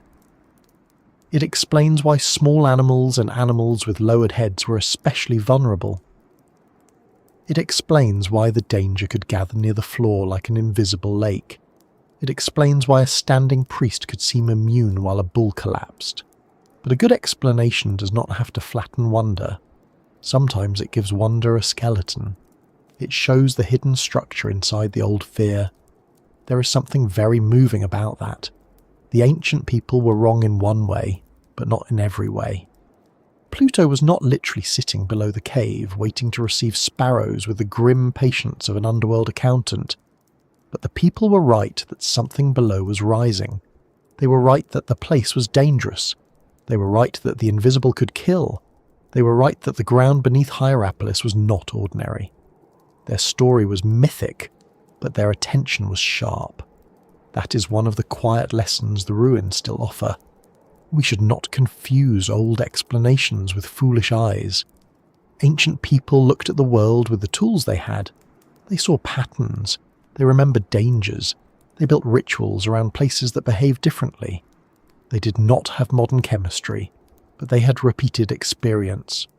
If a cave kills animals again and again, and if the air seems heavy with death, and if the cave sits in a city of hot springs, tombs, tremors, and pale mineral terraces, then calling it a gate to the underworld is not random.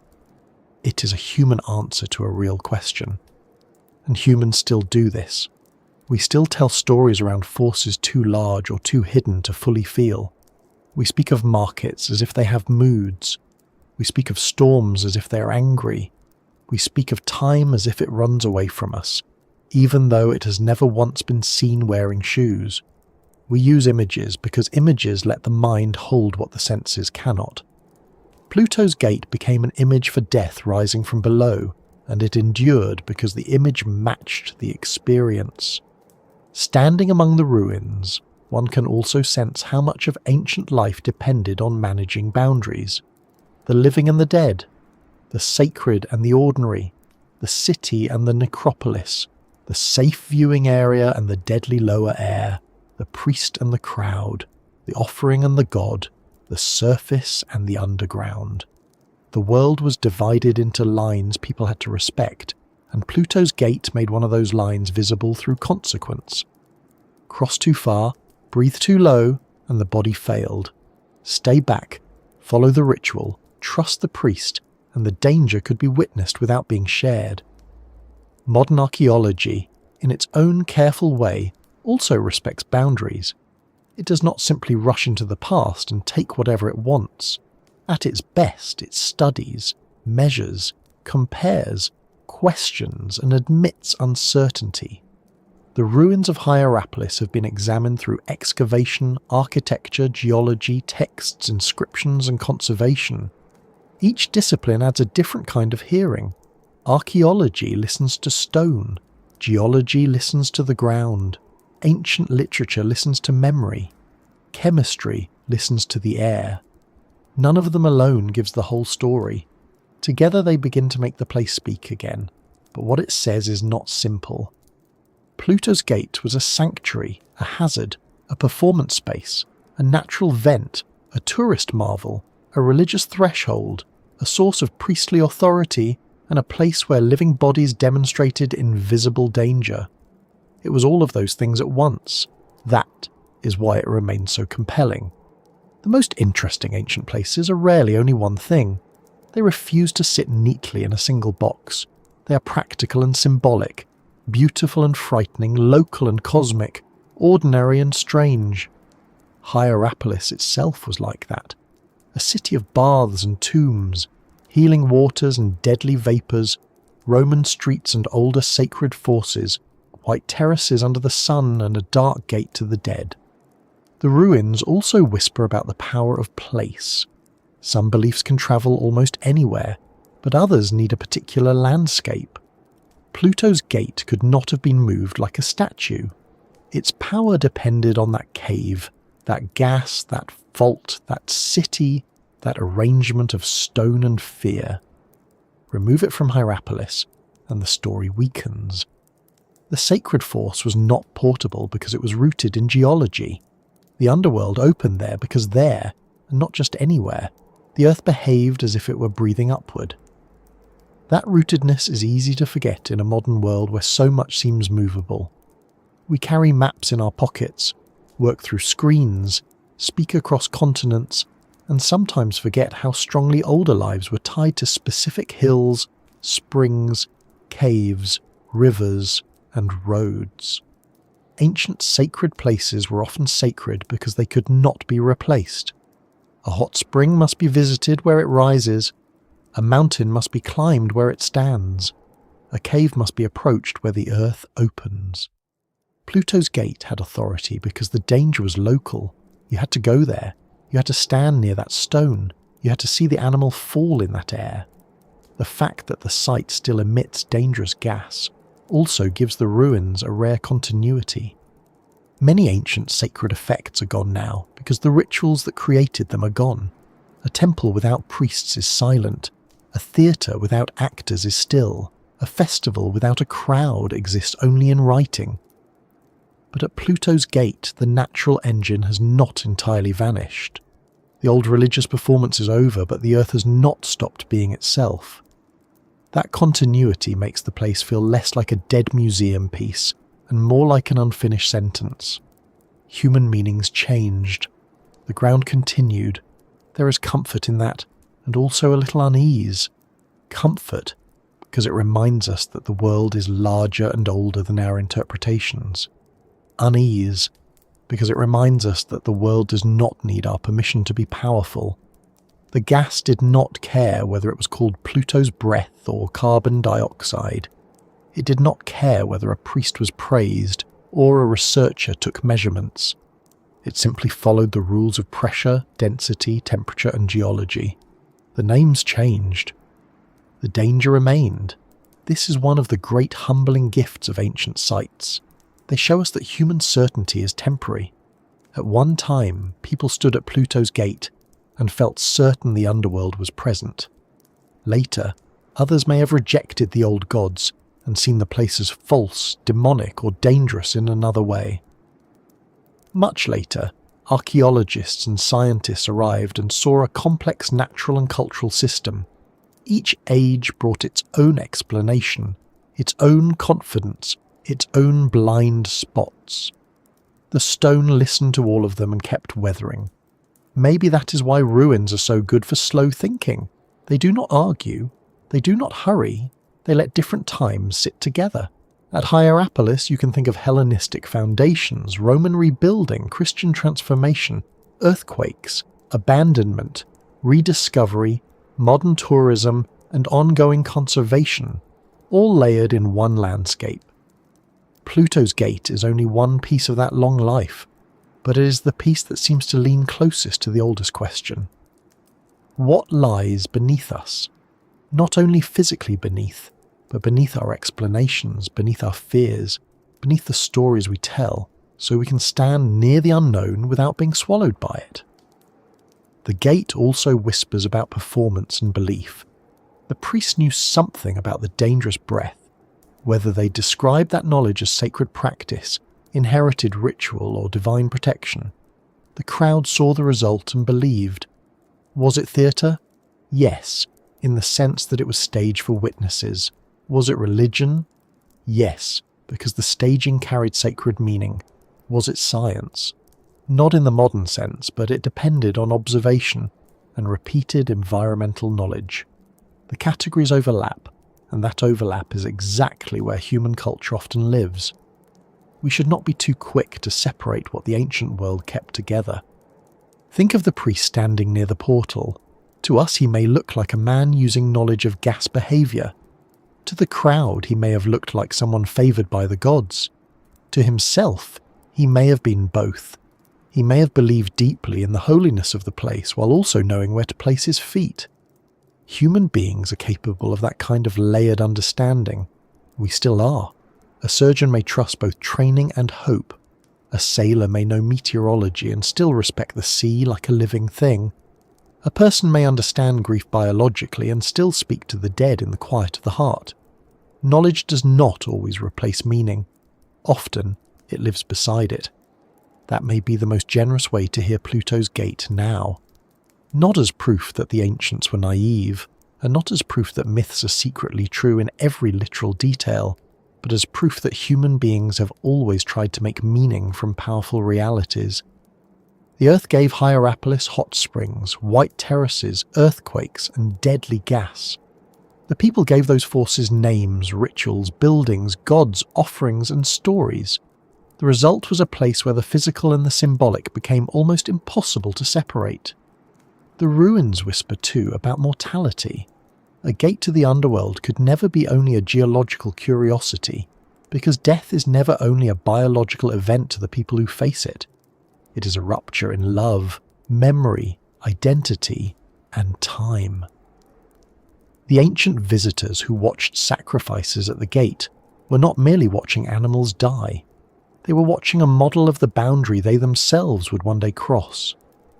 That is part of why the place mattered. It made death visible, but contained. It allowed the living to approach the edge in a controlled way and step back afterward into sunlight. We still search for such controlled edges. We visit cemeteries. We light candles. We tell stories about ancestors. We watch documentaries about lost cities and forgotten tombs late at night, perhaps while wrapped in a blanket and pretending we are not tired. We approach death through history because history gives it distance. Pluto's gate did something similar for ancient visitors, though with more danger and considerably fewer comfortable blankets. It let them stand near the idea of the underworld without fully entering it. And now, all these centuries later, we stand near it differently. We do not bring offerings, we bring questions. We ask how the site worked, who built it, what the priests knew, how the gas moved, why people believed, how the sanctuary changed, and what it meant to those who feared it. Our questions are modern, but the impulse is ancient. We are still drawn to the gate because it marks a threshold between what can be explained and what can be felt. There is also a warning in the ruins, a gentle one but worth hearing. The natural world is not always arranged around human comfort. A beautiful place can be dangerous. A sacred place can be built on a hazard. A story can be meaningful and still misunderstand its cause. Confidence can stand too close to invisible danger and collapse.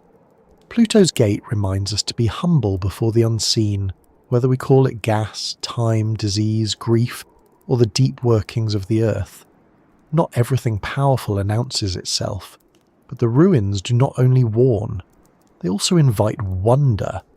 They invite us to imagine Hierapolis alive again, not as fantasy, but as a real city of warm water, white stone, crowded streets, tomb roads, temple precincts, and people trying to understand the forces around them. They invite us to see the Plutonian not as a spooky curiosity, but as a meeting point between geology and belief. They invite us to recognize that the ancient world was intelligent in ways that do not always look like our intelligence. It noticed, it remembered, it ritualized. It built meaning where the ground broke open. Perhaps that is what Pluto's gate still whispers most clearly. Pay attention to the places where the world behaves strangely. Do not rush too quickly to mock the old stories, and do not rush too quickly to believe them whole. Stand for a while at the edge, look at the stone, ask what people saw, ask what the earth was doing, ask why the story took the shape it did. Somewhere between the gas and the god, between the ruin and the ritual, between the measurement and the myth, there is a deeper understanding of how humans have always lived with mystery. The gate itself no longer commands the same fear. No priest steps forward to prove his protection. No crowd waits for a bird to fall. No ancient traveller walks away ready to tell the story in a distant town. But the whisper remains, softer now, carried by broken stones and the knowledge of what once happened there. It says that the underworld people feared was also the earth beneath their feet. It says that death, science, faith and performance once met in a small cave above the white terraces. It says that even a solved mystery can keep its atmosphere. And if you imagine the scene at dusk, when the ruins grow gentler and the pale terraces catch the last light, you can almost feel why Hierapolis held such power. The city of the living fades into stone. The city of the dead stretches quietly beyond. The hot springs continue their slow mineral work. The old gate rests in the earth, no longer a public theatre of divine power, but not entirely harmless in memory. The world above and the world below still seem close there. Not because Pluto is waiting behind a door, perhaps, but because the ground itself once taught people that the unseen can shape everything. So Pluto's gate remains more than an ancient curiosity. It is a reminder that fear can become ritual, that ritual can become history, and that history can become a quiet voice in the ruins. It asks us to listen carefully, not only for the stories people told, but for the landscape that made those stories believable. And as the stones settle into the long sleep of archaeology, the old gate still seems to breathe through memory, not with the lethal air that frightened ancient crowds, but with a slower breath made of wonder, warning, and the strange human need to stand at the edge of darkness and ask what lies beyond.